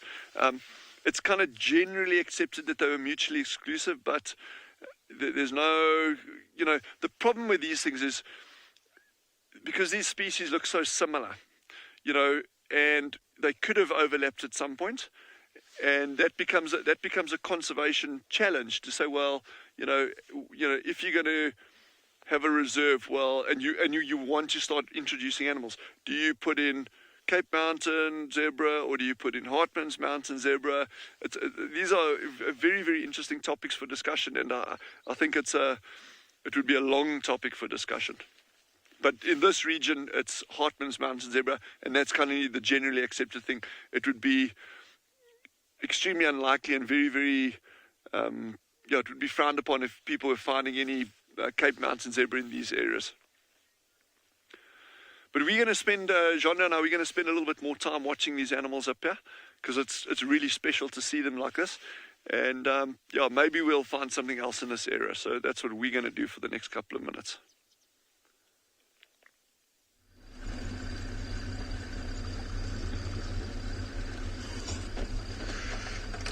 Welcome back to Pinder Private Game Reserve, everyone.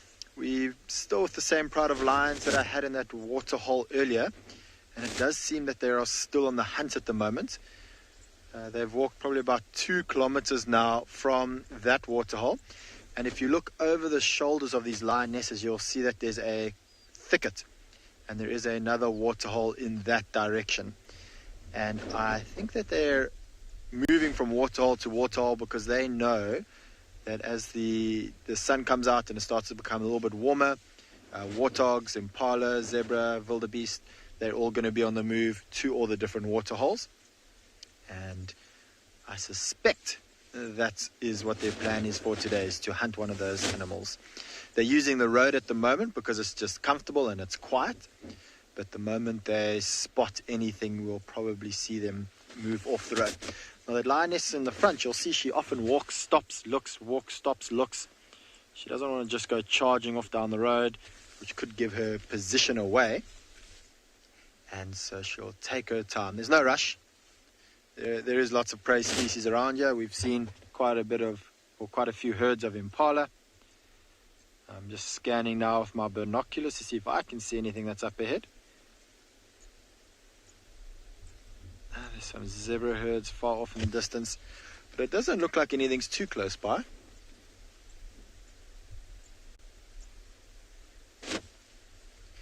So Kiki, if you look at the statistics of males versus females, I can't remember the exact statistic, but you do find that there are more males born than females.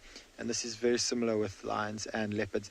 And the reason for that probably comes down to the fact that when the male lions get kicked out, it is very difficult for them to survive. And because they're on their own, they've now got to defend themselves against other prides of lions, other males, clans of hyenas. And so the success rate of a male to become a fully grown adult compared to a female is much lower. And therefore, you'd need to have more males born. The statistic wasn't a massive difference, but it was slightly more males being born than females. I wonder if they've seen something off to the left. You'll notice as they walk, they keep glancing to the left and not to the right. This time of the morning, in this area where we are at the moment, there is lots and lots of warthogs, which in this long grass will be tough to spot the warthogs, but that is to the lion's advantages as well. Although it might be tough to see the warthogs, that means it will be difficult for the warthogs to see them as well. So I'm just trying to feel the wind direction, and at the moment the wind is blowing from right to left. So actually the way they're looking down, so that's not the direction they want to hunt.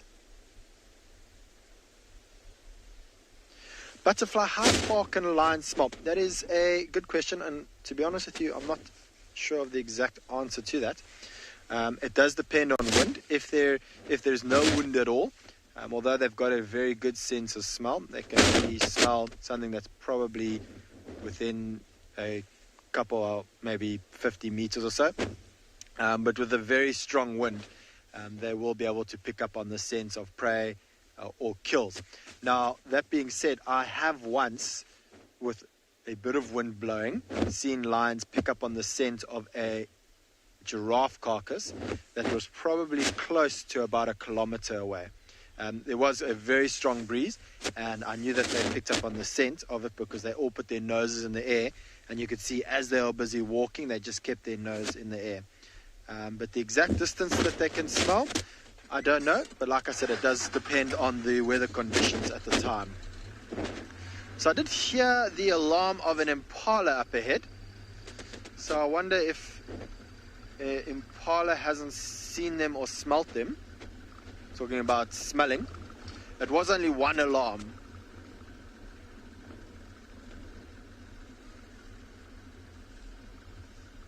So it was only one alarm that I heard, and so often when they prey alarm and you only hear them make 1 or 2 alarms, that could be because they've smelt predators but they haven't necessarily seen them. And then when you hear that very aggressive alarm called a constant alarming, that is when they have seen a predator. And there is a beautiful bird while we're here. Myself, you want to quickly look in that yellow tree known as a fever tree. You'll see in the top left, that is known as a batalier. And one of my favorite birds. You'll see a red face Bit of red on the beak and red legs. It's a bird that it is a bird that we'll often use to actually find carcasses. If you see vultures around and you see a battalion in the area, it is often a very good sign that there is a carcass in the area, because they do scavenge just like vultures. All right, well, we're going to carry on following these lines, and we're going to link over to Sean, who has some lines as well. Okay, so we managed to find them again. And now the female was just calling, but very loud. I'm not sure what she was calling exactly. The cubs had disappeared from our screen. They had gone off to the left, and we couldn't see them. So I don't know if she was calling them or if she was calling the rest of the pride. I'm not sure.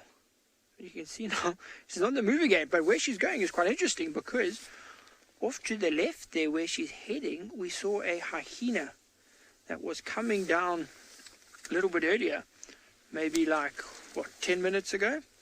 So it seems like she's obviously not going to look for the hyena, but it could be potentially dangerous with the cubs. You know, the hyena might try, and if the cubs were alone, he could try and kill the cubs. Now it's unlikely because the mother is there. That's why I am happy to stay, because they do have the mother to defend them. And I can see the mother. She's coming up the bank. So we're going to sit, you'll see, just over here. Now, the last time we saw the hyena, straight in front of us, it's going this way. Where's the mother going to come up? Okay, we are going to sit here.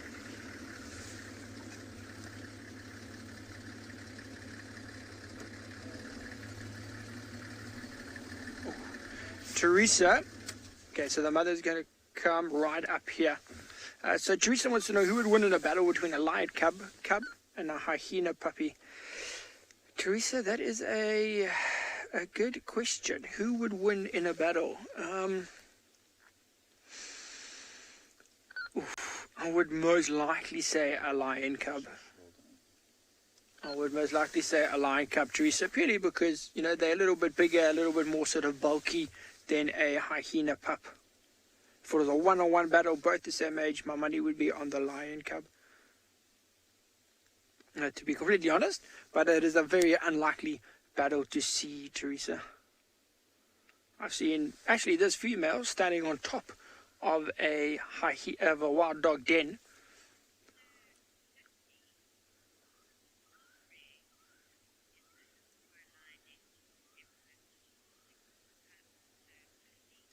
Okay, that's a good question, Sir 50. So Sir 50 wants to know, how rare is it for a lioness to give birth to just one cub? Sir 50, probably less rare than we think, especially for a first-time lioness, you know, or first-time mother. You know, lionesses, they can give birth of up to 4, sometimes even 5, but it's generally 4.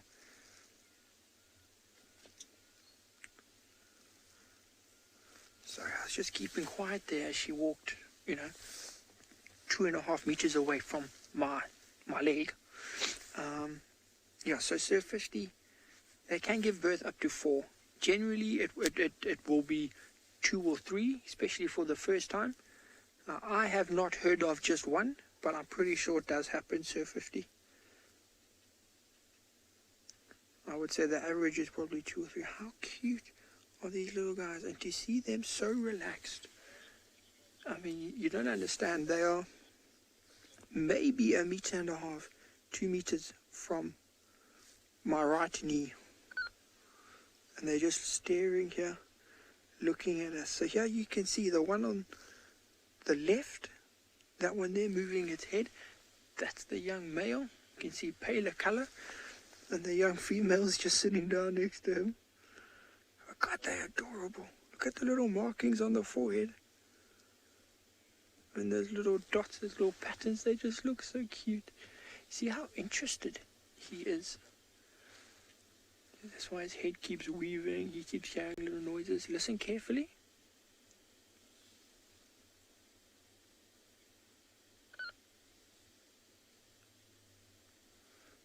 So the young male across the river is calling.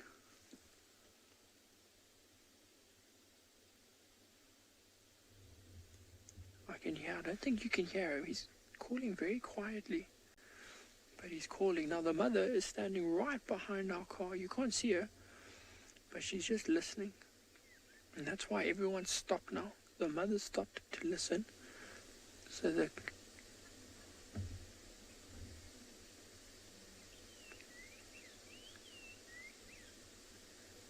I don't know if you guys can hear that.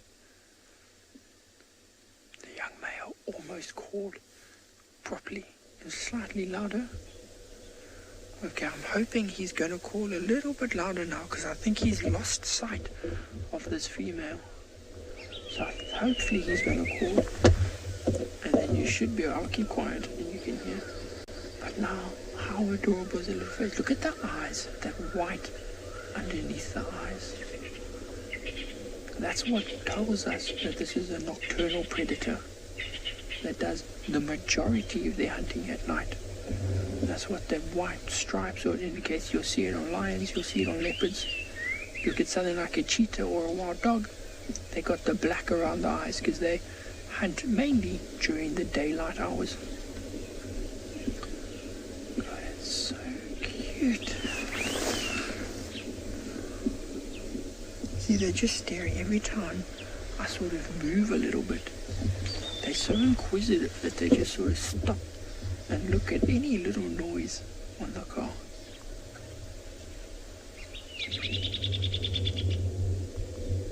Both of them together, they're probably sort of taking confidence from each other. You know, the fact that they're both sitting this close. If it was just one, let's say Sir 50 was, you know, we only had one cub, I would be surprised if it would have stopped like this.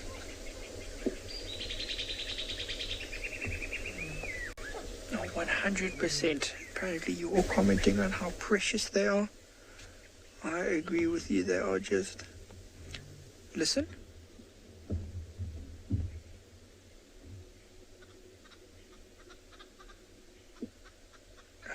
The mother was calling. Just behind us, she's trying to find them. There, listen.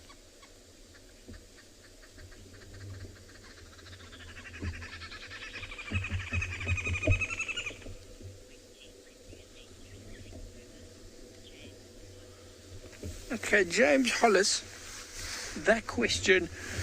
So James Hollis wants to know what age will the cubs need to be to avoid, you know, being killed in a takeover, a prior takeover. So let's say now the Ross males get chased out next month. Then these cubs will be killed straight out. The other cubs, they'll probably be fine. So James, if I had to give you a figure, I would say over a year is the general figure. Over a year and a half would be a safer age.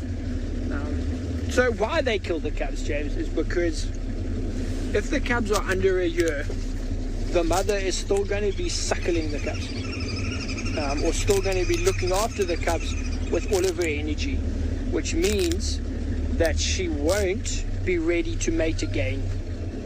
So the males, new males, kill the cubs so that the females come into estrus a lot sooner.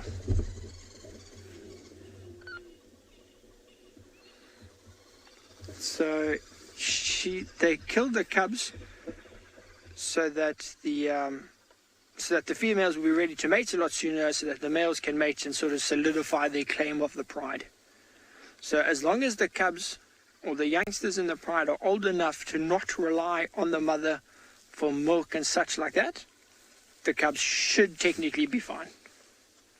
So it ranges. When the Ross males took over the sub-adult female, this female and her brother, the young male, were just around between 1.5 and 2 years old, because they're now approaching 4, and the Ross males have been here just over 2 years. So it changes, James.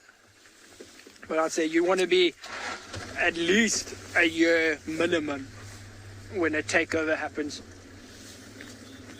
At least a year. But the good thing is these lions are now heading towards a road, which is nice. We haven't driven on one of those in the morning yet.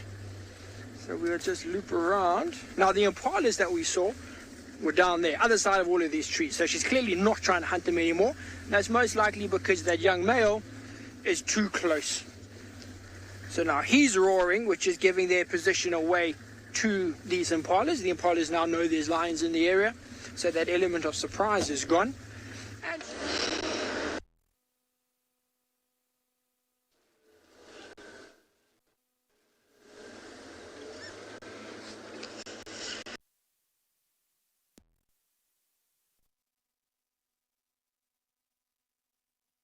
accidentally, but that is what could happen. So she is just on the other side of these trees here behind this termite mound. I don't want to drive over the mound. We don't know if anything is living in it, so we're just going to loop around here. It shouldn't take us long at all. And hopefully she will walk down towards us. We're going to give her a wide loop though. There she is. She's coming through the trees here. So if we go, Odie, and we stop, where's she going to go? There, okay. So what I'm going to do, everybody, is stop right over here. Odie, you got her there? So there she's beautiful lighting at the moment. The sun's a bit bright, but it's backlit. So you can see her coat very, very good, shining a lot. Catching the little hairs around her ears and her face. Look at the little ones through the grass.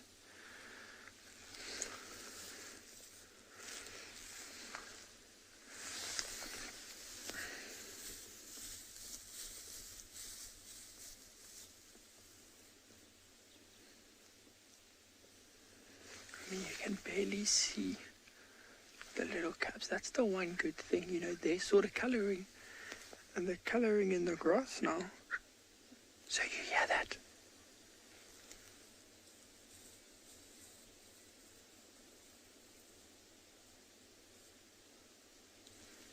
So earlier we were talking about the noises that the cubs can make. Is it like a cheetah? So they should do it again.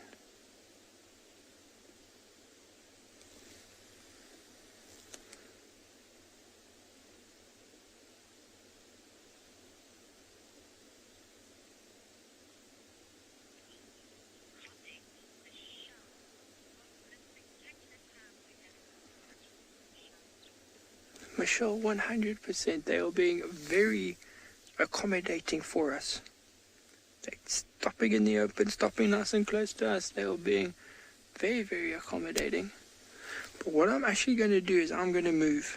I'm going to reverse the car, purely because they can't see the mother now. That's why they've stopped. The mother walked around the car and then went straight around us, so they can't see her. That little call that you heard, that was them trying to find her. Okay, now they're coming. See, I don't want to start and then chase them away. I can see the mother. She's not far. She's maybe 10 meters behind us. It looks like she is coming back to get them, so we will actually stay here. You can't see her. I don't want to move the car. I know you can't see them. The bar's in the way. But now that they've moved closer to us, if I turn on, I don't want to scare them. So we're just going to sit here patiently. And what you guys can do is look at my beautiful face if you want. No, okay, they're relaxed again. So let's see what happens now. No, okay, they're fine. Don't worry, don't worry. Okay, here comes the mother. So we are just going to stop over here. So if you shine or aim on the left there. So there you can see the mother, not very far. They now got a view of each other. So if she calls, they can see her, they can hear her, and they will come and join up. There we go, listen.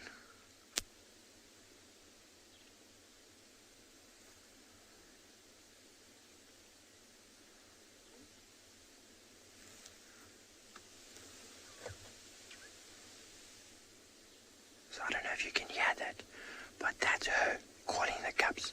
So now she's just coming back to collect them.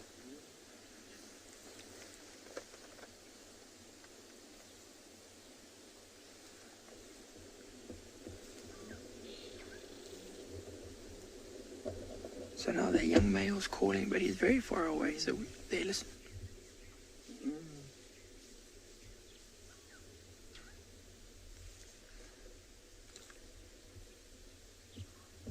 Of course, she stops right behind the bush. But you see now the cubs are coming across in front of us. You'll see them join up now.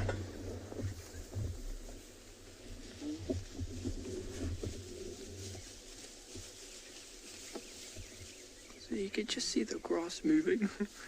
Can't actually see the cubs in there. You can just see the grass moving. But now they joined up. Let's go slightly forward. So it's always tricky, you know. You don't want to obviously separate them, especially with little cubs. You want to try to be obviously as sensitive as possible. That's why I just moved out of the way there, so that they could get that line of sight of each other again and join up like this. And it all worked out perfectly. But have a look now. So now you can see as she's disappearing in there, you can notice the black behind the ears. So that black tells us that, well, that's just the follow me sign that the cubs are also watching. They're watching the black ears and the black tip of the tail, because that's how they follow in this long grass. I mean, we saw you could barely see the cub in the grass. So that's what they need to follow their mother. We were chatting about it the other day. You know, how they can keep up and how they can follow in this sort of vegetation. So even like that, I mean, it's hard to see, but that black just stands out so much more than anything else on the line.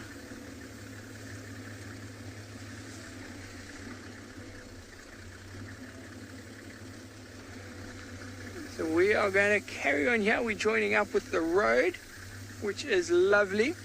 But I am going to try and keep up with them. While I do that, though, we're going to send you across to Dylan, who's also got something quite challenging to see.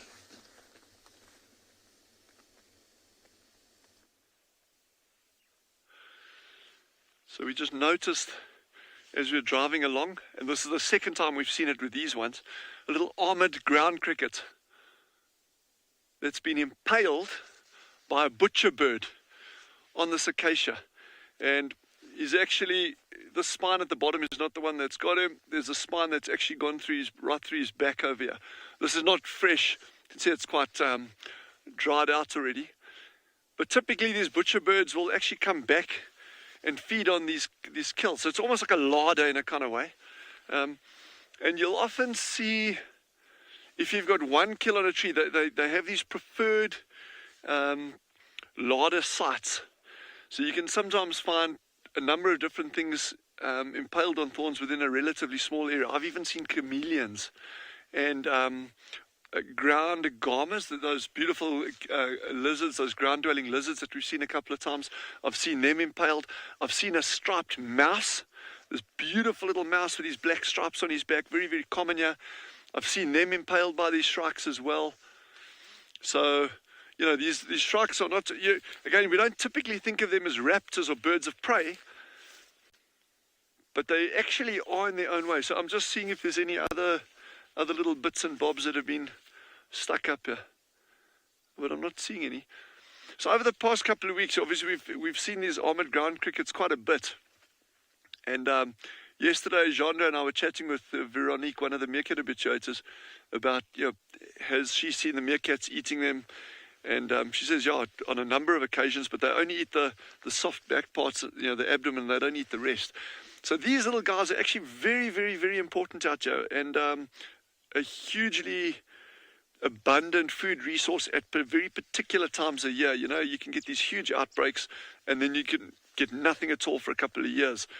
So we're not quite sure exactly what the triggering mechanism is, because it's not just linked, it's normally linked to rain. Obviously rain's a very, very important part of getting these outbursts, but it's not solely. It's got to be the timing of the rain's got to be perfect, the temperatures are going to be right. But when these armored ground crickets do come out, they can come out en masse, and that's when animals will capitalize on them. I'm trying to find, there's a lot of insect frass around, the caterpillar frass around the bottom of this tree as well. So I'm just trying to see if I can see anything else obvious on here. There's actually so many funny little things on here. I'm going to point out, Jean, I don't know if you can see this white dropping over here. It's a bit camouflaged. I don't know if you can see that, where my finger is. Okay, so this shrike, has been using this site quite a bit. There's droppings all over down the bottom. So this will be, if someone was really keen on seeing one of these shrikes, this would be a very, very good spot to sit patiently and just wait for one of these birds to come in. Okay, that's not him. But anyway, we'll keep driving. If we do see that shrike, we'll be sure to stop and have a look at it. So we're going to carry on ambling down this road and see, maybe we'll be lucky and we can find one of them.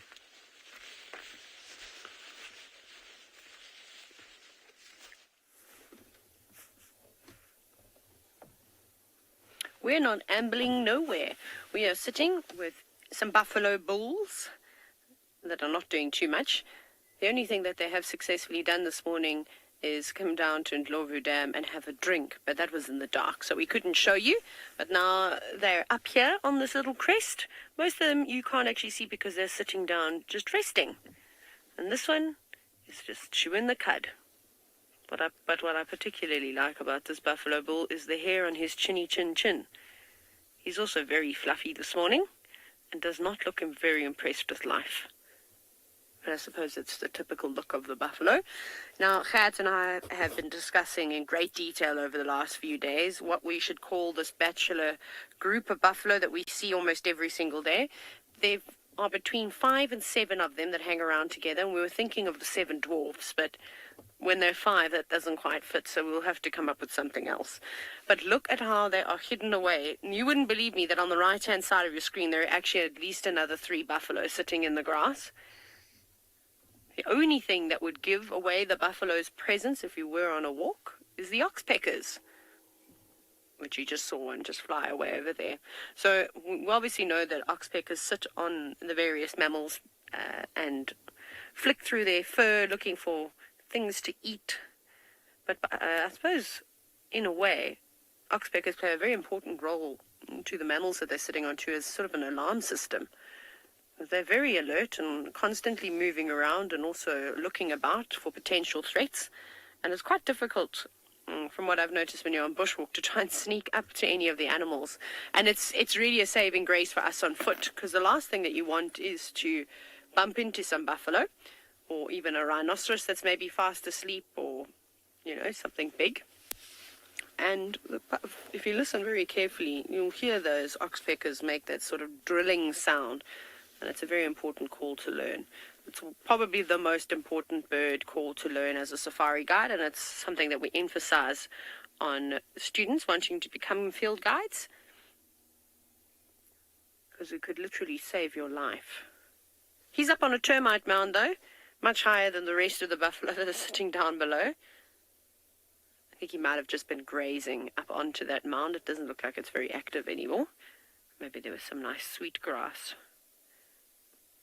But they all look fairly healthy, which I'm surprised by. But we were lucky. We've had such a good rainfall. The grass there's still a lot of grass around.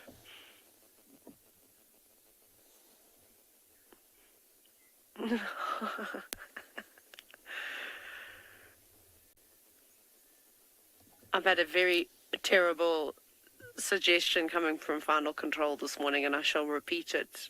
This is what the buffalo have been suggested that they get called, the countdown, so that when one gets picked off by a predator, probably a lion, we can just go down from there. And that's what the lions will be going after. They will be targeting these smaller herds of duggar boys rather than going for a bigger herd. It's obviously much easier to do so. But it'd be interesting if, I know we've been lucky and we've been seeing so many buffalo, to compare these pictures of these duggar boys. I'm pretty certain that we've been seeing the same individuals. It's just unfortunate that our friend, the one that had the issue with the tongue, maybe he's healed up and he's managed to pull his tongue back in his mouth, but we haven't really seen him for a while. But it would be nice to compare the same buffalo now at the beginning of winter, or at least a few weeks ago, to maybe August, September, and see how much condition they have lost. Because buffalo, warthogs, they really take a hammering during dry season. Hippos too, they tend to suffer the most when it comes to diet and lack of.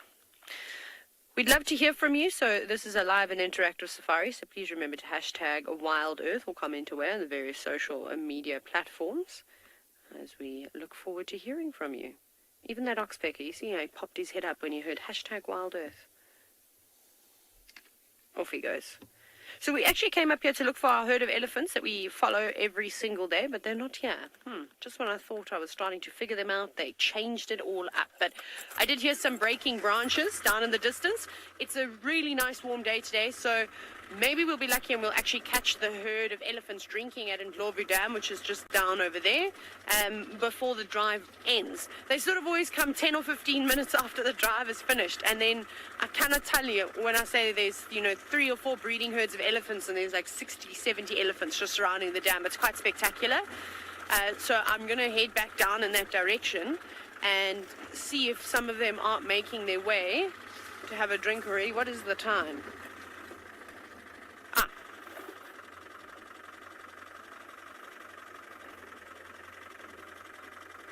Okay, we're going to make our way down towards Ndlovu Dam and hopefully show you some elephants.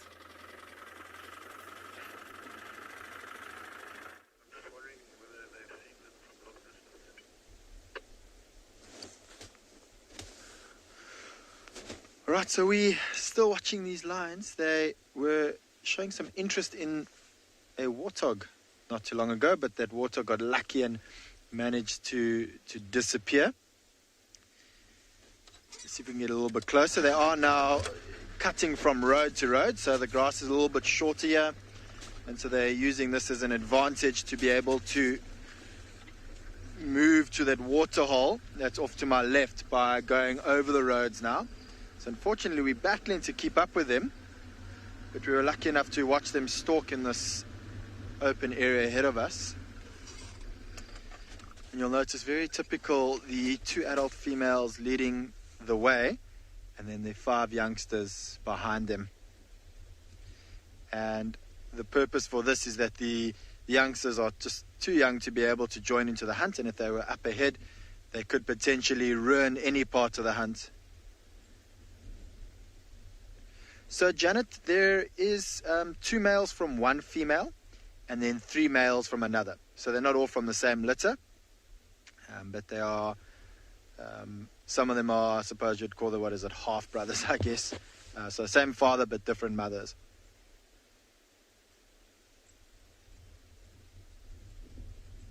And there they go. All right, I think we're going to unfortunately lose them again very shortly. They are heading to a very beautiful waterhole in the direction they're moving to now. And often around this time of the day we see lots of zebra heading down to drink there. So I'm sure that is exactly why they're heading that way.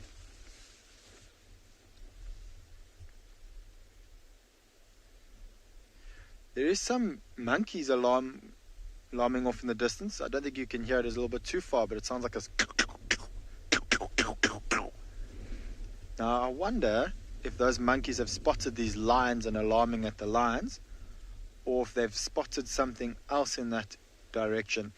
So I think what I might do is, I kind of know where these lions are heading to. Unfortunately, I'm not going to be able to follow. We'll get them on the other side. But I'm wanting to head into that area after this, where those monkeys are alarming. There is a possibility that maybe a leopard is moving through that area where they're alarming. Is a bit of a dry riverbed. And as you can see, this area is fairly open, which is a good area for cheetah. But that being said, they could be alarming at these lions.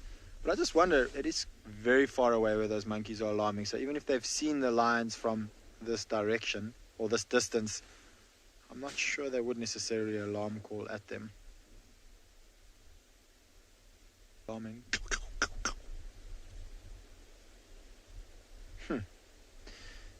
And where the lions are now, and where I can hear the monkeys alarming, I don't think that they're alarming at these lions. We do have a beautiful eagle in this area known as a crowned eagle. And crowned eagles do also hunt birds. Crowned eagles do also hunt monkeys. And monkeys will alarm call for crowned eagles. So if I can find these monkeys, I should have a good idea of what they're alarming at by their position in the tree. If they're sort of sitting in the middle of the tree, then you would know that they're probably alarm calling at a crowned eagle, because they don't want to sit on the top of the trees, because that's where the crowned eagle could come down and snatch them. But if they're sitting right on top of the trees, we'll look where they're looking towards, and maybe we can find exactly what they're alarm calling at. All right, well, let's go head off, see what those monkeys are alarming at. Maybe we get lucky with a crowned eagle, but I'm hoping it'll be a leopard or a cheetah. But let's go over to Juma, who has a different kind of bird. That's quite exciting. Maybe there is a crowned eagle there. What we have got here is the grey go-away bird, and I'm afraid our wild dogs have gone away. We had them for quite a long time, but then we had no signal, and so the wild dogs have disappeared. And now we have got a grey go-away bird in the vicinity where Steve last had the tracks of Tundi's male cub. So that's what we're hoping for. Tundi, in case you didn't know, a leopardess, one of our favourite leopardesses. Some call her the Queen of Juma, some think that's an insult to her mother. I think she's just a great leopard, really. Now, the grey go-away bird seems to be trying to find some sort of nourishment on what is a poisonous tree, the tamboti tree. And there are some flowers there. I think they're male flowers on the tamboti tree, and I think that's what it is. It's definitely what the grey go-away bird is going for.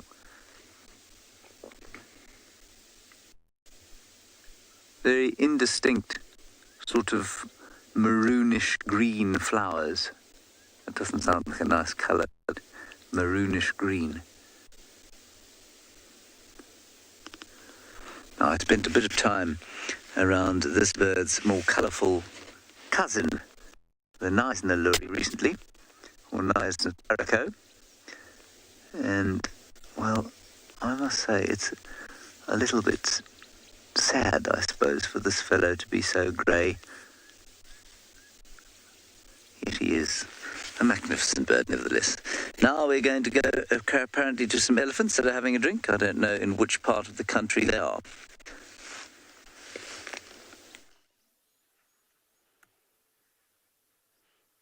They are having a drink, and they have come down to Ndlovu Dam, just as I suggested a moment ago. And it is indeed my favourite herd, and I know it's my favourite herd because there in the middle is a rather large elephant cow with a keyhole in her ear.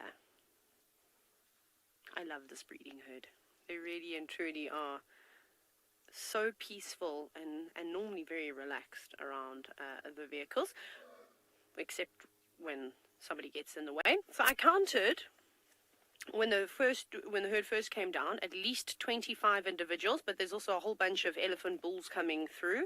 So I think that sort of makes up the majority of the herd. And then I think there'll be more than 30 elephants at the dam in just a second, as the bulls are pushing on through.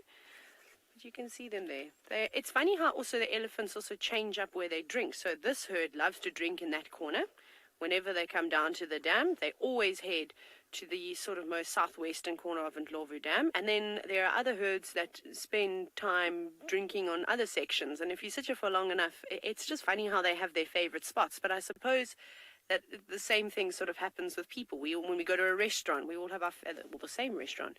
You have your favorite table that you like to sit at, or, you know, if you're out here in the bush, I see certain students sitting under the same tree all the time. So I like that. I don't know if they're going to go in and have a swim, but this will be the first drink of the day. And this dam is disappearing very quickly. So most of the elephants are coming down at least twice a day to have a drink. One in early morning to keep them going. And then off they go. They don't spend too much time, and then they come back in the afternoon where they tend to have a little bit of a longer drink.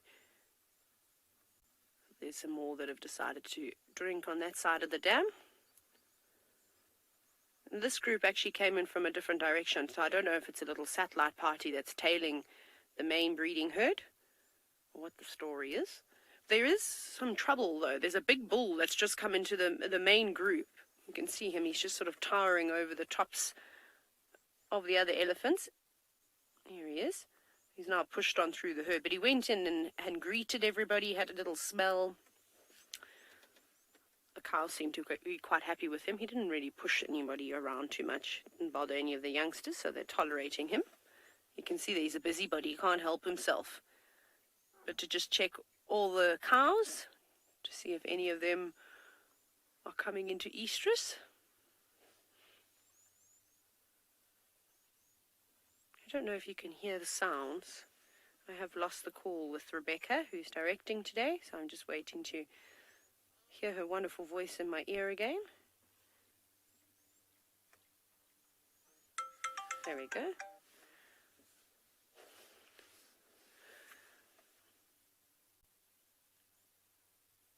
Apologies for the tones that you can hear every now and then.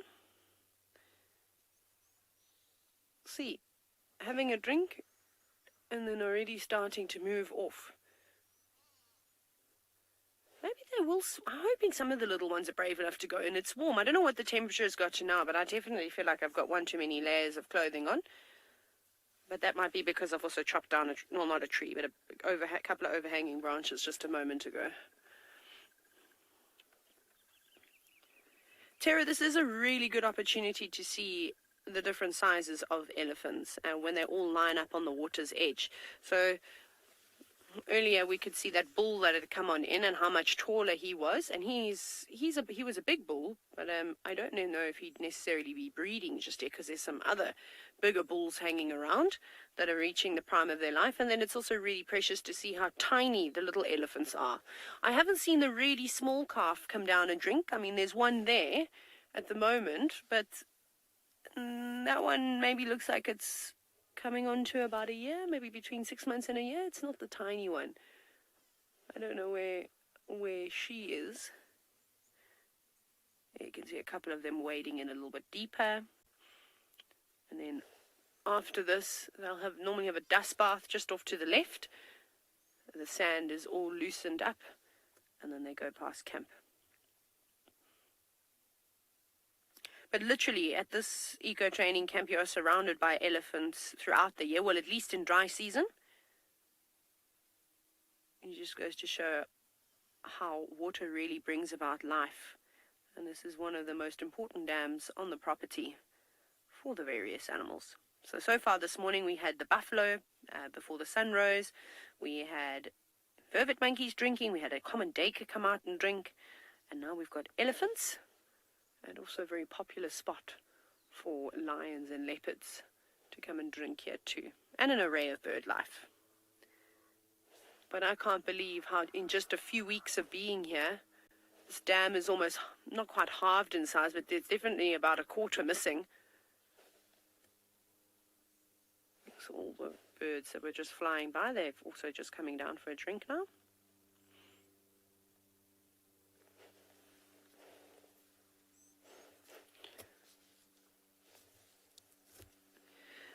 Richard, I think when elephant bulls come into must, they're just a bit more sort of assertive and quite keen on mating. I mean, these bulls are constantly moving around. Remember, they don't really spend too much time with the breeding herds.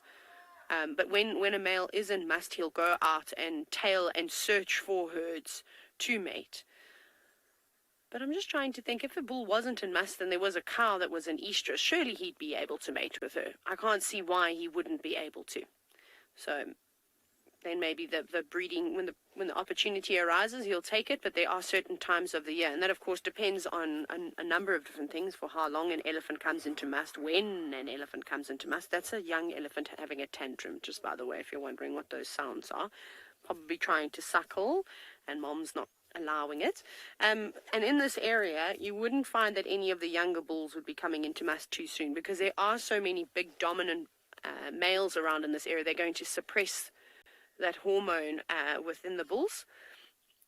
It's on private game reserves that are maybe sort of fenced off, that don't have any really big elephant bulls, where you'll find youngsters, in their early 20s coming into must. but they shouldn't really be allowed to mate.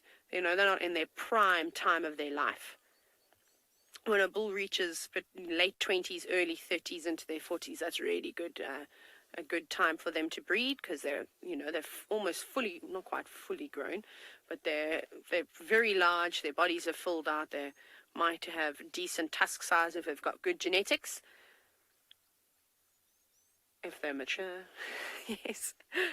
Oh, they're coming around now. So they just did a little loop, not much sand throwing. The herd could actually come right up towards us now.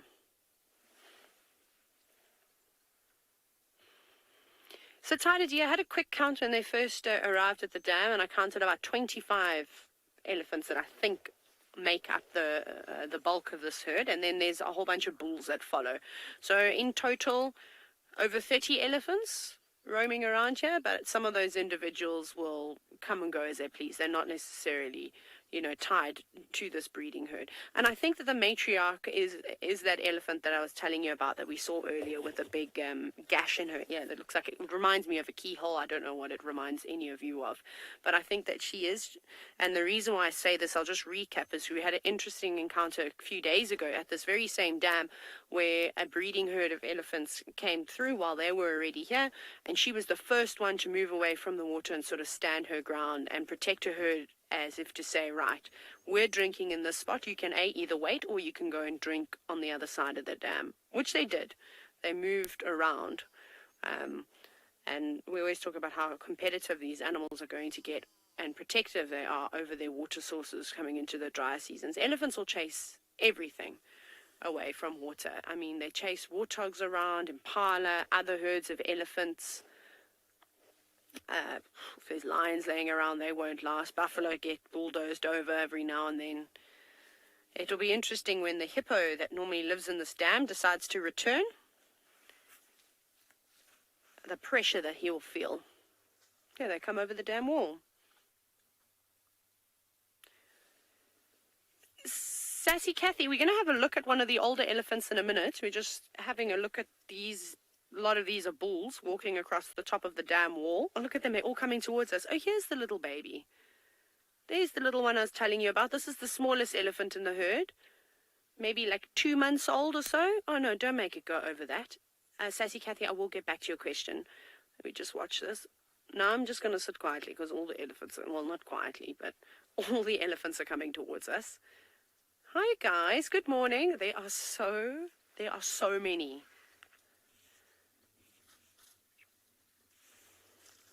All choosing their different route. Oh, there's another little elephant climbing. They're everywhere.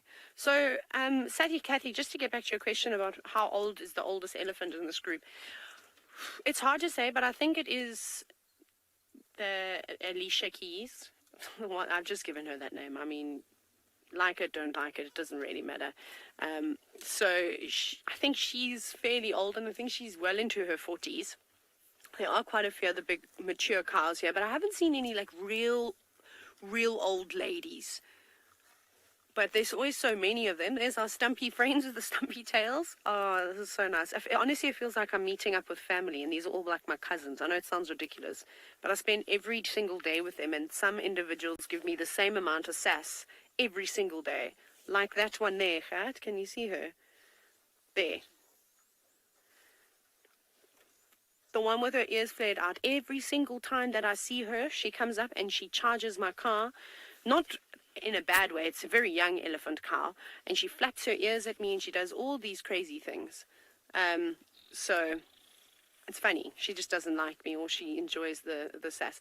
Elise, yes. If it's a female elephant, the calf will most likely most of the time stay with the same herd and grow up. With her mother and then, her older siblings. If it's a bull like this elephant that's approaching the vehicle, hello, mister. He won't stay here forever. Eventually he'll move on and out of the herd and to do his own thing, to live a little bit more of a solitary life. There's quite a few of these bulls that are lingering and sort of in their late teens. And this is now the time where they stop spending as much time with the herds. Hello, big boy. Oh, yeah, you're coming down that slope very quickly. got a bit of a swagger in his step, but he's not interested in us.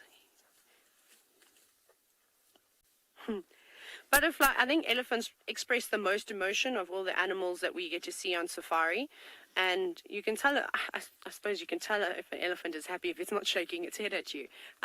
They're pretty relaxed animals most of the time. When you're as large as an elephant, you don't have to worry about too many things. You know, you're not on high alert like something like an impala or a steenbok or a duiker is, you know, constantly watching over their shoulder. They must be very highly strung animals. Whereas if you watch this elephant now, you can see how he's turning his trunk and he's smelling us, and he's gonna turn towards us. Are you doing it to us, or are you doing it to this other bull that's next to the car? See, he's a little, I think he's a bit on the jealous side, because there's another bull that is creeping up to the herd, and it's going to be difficult for Gert. He's actually pushing him away now. Yeah, the younger, smaller bull has now moved off. So there's just very subtle signs that you look for with elephants. You watch what they do with their trunks. You watch how they position their ears. If their ears are out, you know, really wide and their head is up, you know that they're slightly unhappy with you. If their tails are lifted away from their bodies, that's another sign. But otherwise, if an elephant's just flapping its ears and it's eating, it's pretty cool, calm, and collected, and not really worried about too much. So just as quickly as they came through to drink, you can actually see how they've moved on and disappearing. So we will have to play roundabout and catch up with them.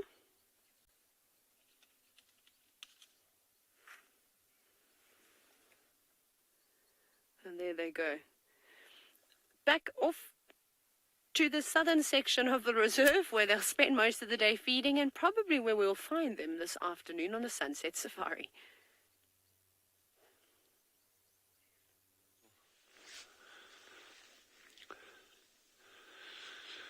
So I've just been trying to find some more examples of food items for these shrikes, just so I can show you that they are utilizing other things. We've actually found another armored ground cricket, but nothing aside from that.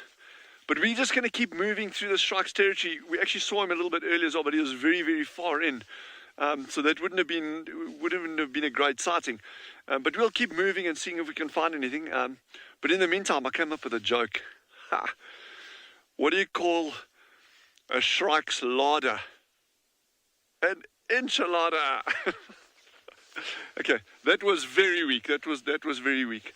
But let's keep moving down this road here and seeing. We're checking. So the key thing with these larder sites for these shrikes is they like these acacias with the spines. We've got lots of other ones like this one in front of the vehicle over here.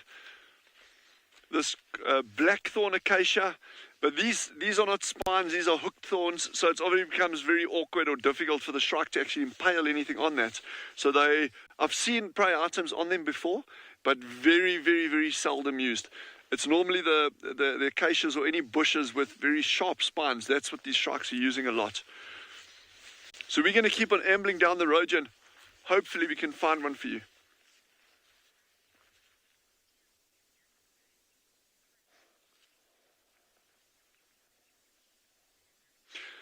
So Anna Maria has asked a really interesting question in terms of competition and ecological use of resources. Anna Maria has asked, would another bird steal a prey item from the shrike that's been impaled on a bush? I've never seen it personally, but I would imagine it would absolutely happen. And not necessarily another bird. It could be like I mentioned earlier, I've seen lizards impaled, I've seen mice impaled.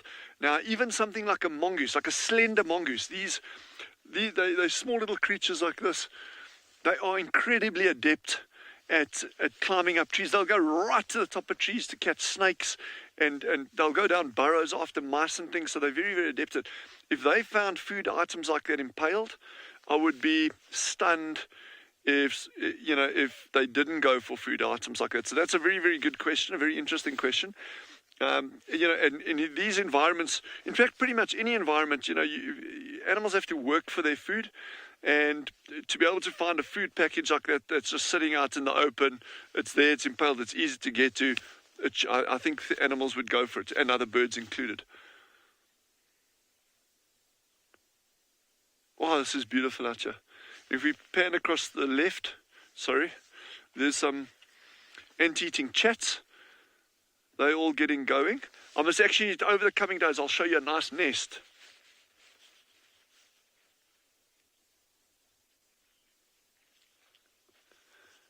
Shelley has just asked, in terms of these trees that we've been looking at, there's those ant-eating chats there. Are they spikes or thorns? And these are thorns. So you can call them spikes as well, but they are definitely thorns. And some of them get really, really, really long. We have a tree here that's well known in the dry areas of South Africa called a sweet thorn tree. And you can look at the length of these thorns compared to my finger. These ones are marginally shorter, and they get a bit longer. But on the sweet thorn acacia that we get, you get spines that are easily that length. It's incredible. And what is particularly interesting about, when I look at this tree, this is called a camel thorn acacia. It's a very, very common species in these areas.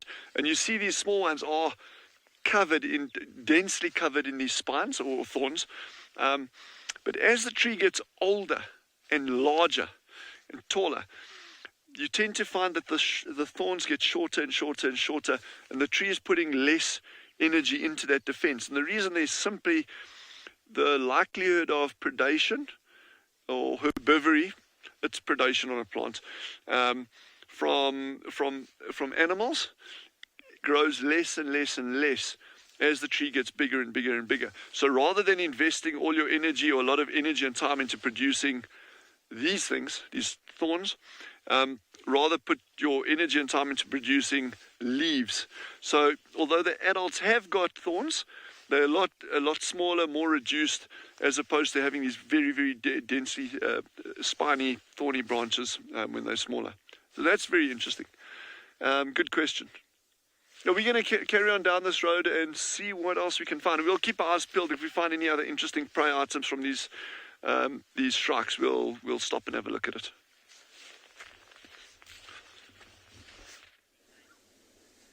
Okay, so we just had the mother walk down this game path here in front of us. So now we are just waiting for this. Look, in the open here, in the clearing. There comes one of the cubs. So they're following Mom. They are getting very tired. Mom is making them walk very, very far. The other one's coming now. We must have been going about 2.5 kilometers. That we've been following them now, and they've been going pretty much straight, directly in a straight line from where we had them. I'm not sure where she's trying to get them, if she is just trying to stay away from the young male. He has been calling. He stopped now. He hasn't called for at least about 20 minutes. I think she's just trying to get away from him, because as far as we know, tracks of the rest of the pride are 6 or 7 kilometers behind us. So it's not like she's going towards the pride. I think maybe she's trying to take them to a safer area, away from that male, down towards the river. Now where she's heading, if she keeps going another, maybe 2 kilometers, we will get to where we first saw the cubs, down in the Tibuwachi River at an area called Devonshire Crossing. That's where the very first time we saw the cubs, that's where they were. And that is where she's heading now. So it could be that she's going back to an area that she knows, where she's had the cubs before, had a den before. And she's going back there because she just feels better in an area like that. I'm not sure. We want to follow them so that, we know exactly where she is and where she's going to be hanging around. But we can't go through there. It's a bit tight. So we're going to try find a way around.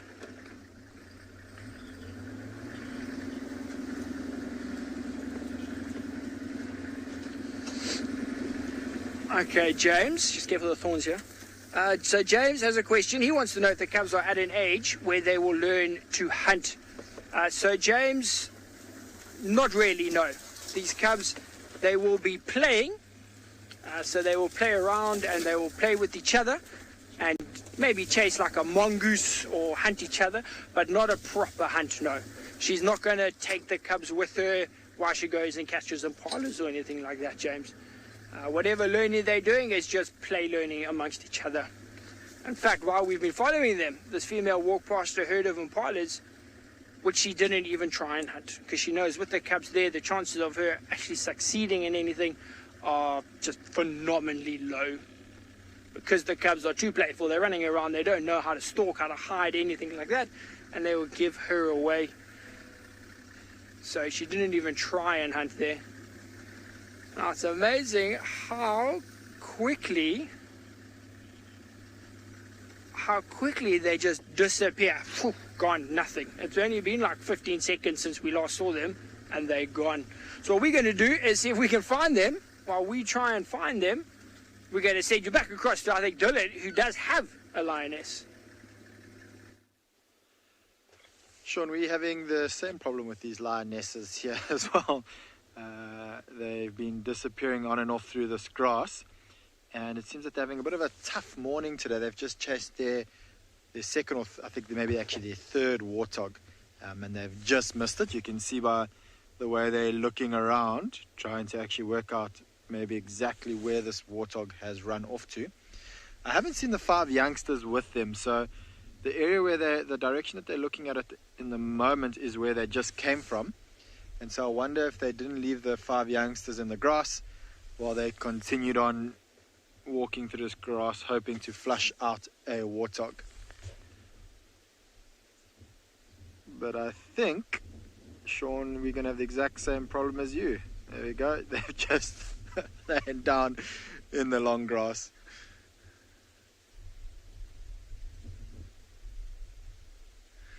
All right, well, while we wait for them to hopefully get up and continue on hunting, let's head over to Tswalu with a little tiny bird.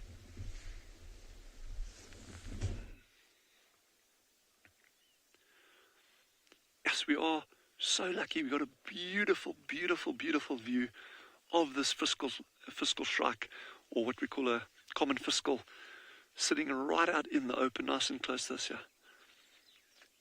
Also known in some areas colloquially as a butcher bird,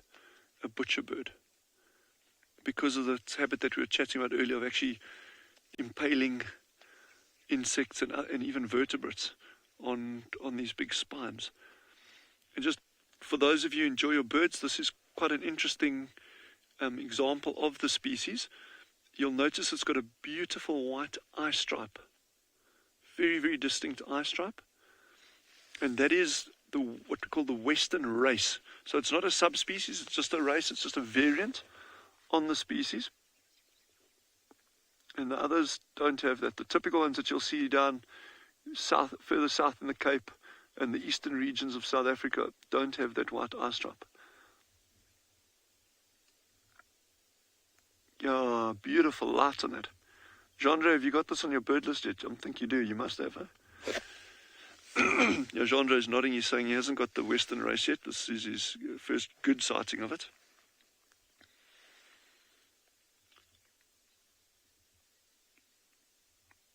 It's nice having, like, with Jean-Andre on the vehicle as well, birds that are difficult to identify. Then we can, bounce it off between each other and that, which is really good.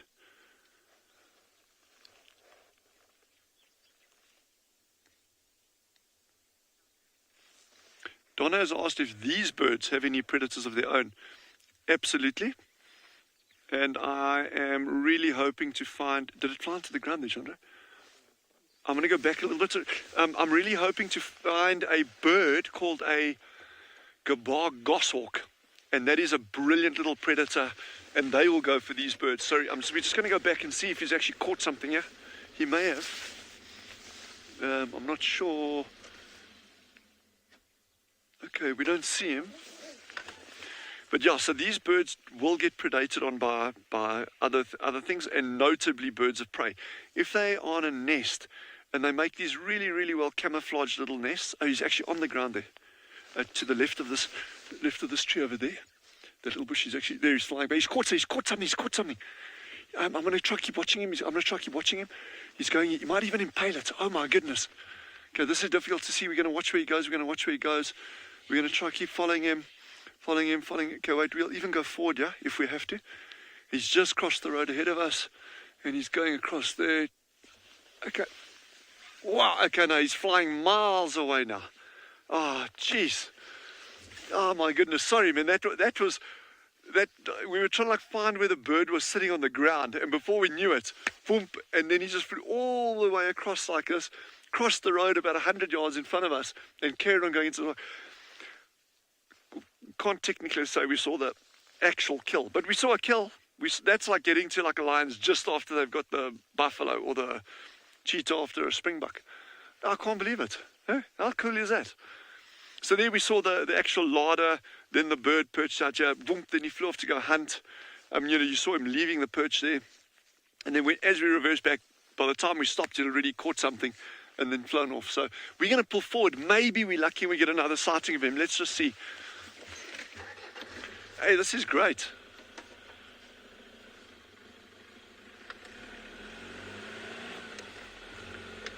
Okay, let's see if I can see him in the distance here. I don't know if we'll be able to, but I'll try find him.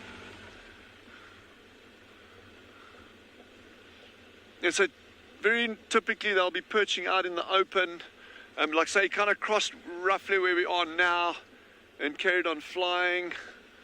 I'm just going to stop here and give a quick scan with binoculars.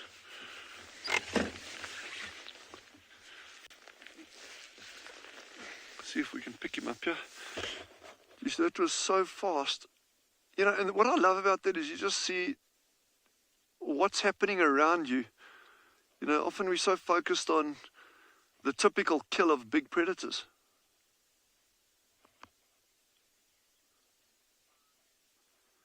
Margot has asked, is this bird also called a Jackie hanger? And 100% correct, it is called a Jackie hanger. That's another colloquial... in fact, a Jackie hangman. Jackie hangman is another colloquial term for these birds. And yeah, that comes back to our chat the other day about the snake weasel. Have you got it? Okay, I'm going to sit dead still. Jean-Dre has found the bird. I'm not going to move. Okay, it's super fast, facing to the north, sitting on that tree in the far distance over there. And again, that name Jackie Hangman comes from derives from that same habit of impaling or killing prey by impaling them. Well, so we're going to move forward a fraction, see if we can get a better view.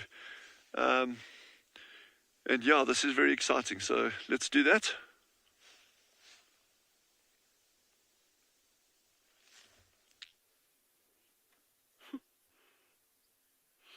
I just want to know, does the early bird catch the worm? Anyways, we're still sitting with one elephant that has remained up on the dam wall and has been sassing us for the last 10 minutes. Look, you can see the look in his eyes. Okay, now he's eating though, but he walked over and he picked up a stick and he threw that around. He's been shaking his head at us. He's been moonwalking. He's been doing all the things that a cheeky elephant bull likes to do. And I suppose the second favorite thing is to munch on some grass. Are you coming back for more? I think he feels very brave because he's up high on, like I said, the dam wall. So he feels like he's much taller than us. I mean, he's much taller than us anyways. No. But he hasn't gone down for a drink yet. But it's interesting. This is a bull that we see almost every single day as well. And he doesn't hang around with anybody. He spends most of his time on his own. Occasionally he interacts with other elephants when they come down to drink. Otherwise you can find him just living around camp. He's not very old. He must be maybe 14 or 15 years old. Somewhere around there. He's not particularly tall. He might just also be an old soul in a young elephant's body. Who knows? I mean, obviously that's not what's happened. I'm just being ridiculous now. It's time for breakfast.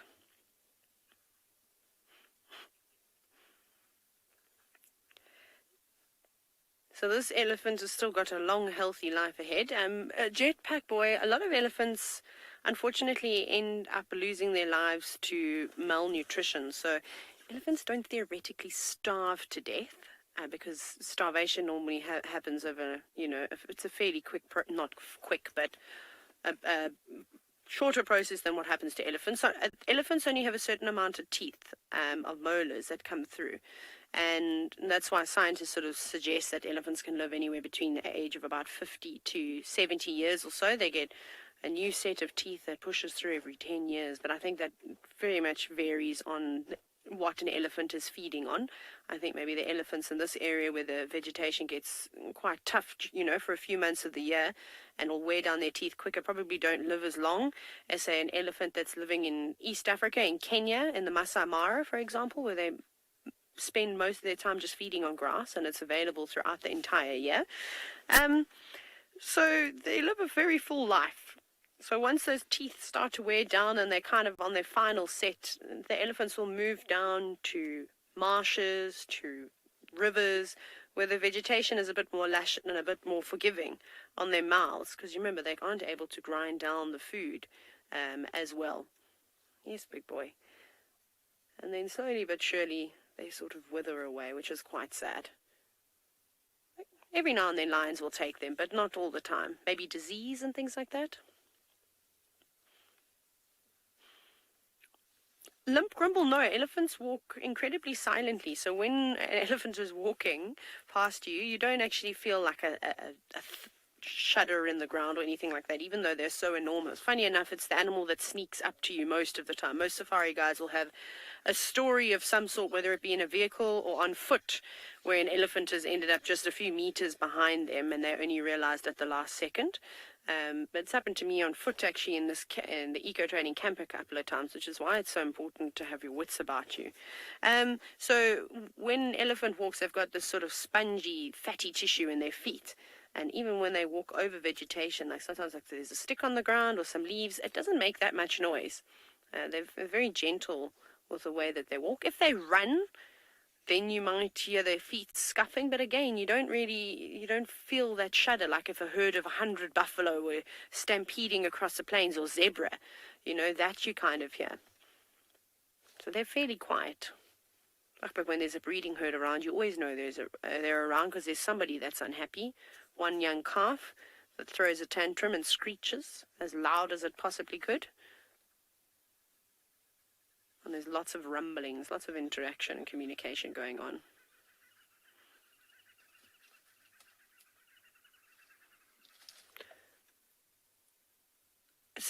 Their teeth do fall out with the elephants. They sort of push up and move forward. So sometimes you can find their teeth in the dung or just on the ground. They normally end up swallowing them, again, just as we tend to do as well when we lose our teeth. I don't think that it hurts. I think that they wear down, the next set pushes up, and then they just pop out on their own. So I don't really think that it would be a painful experience. I've only ever found one elephant tooth in my life, and I'm constantly digging around in dung, it's particularly elephant dung, and I never seem to find them. But anyways, it's been a wonderful morning filled with laughter and beautiful scenes. Those lovely lion cubs, I'm sure, had you oohing and ahhing. The elephants are always an absolute treat, and well, there's so many things to be said about Dylan, but you can join us again this afternoon for the sunset safari, and hopefully we'll have just as much fun. But from all of us here at Wild Earth, thank you so much, and we'll see you later.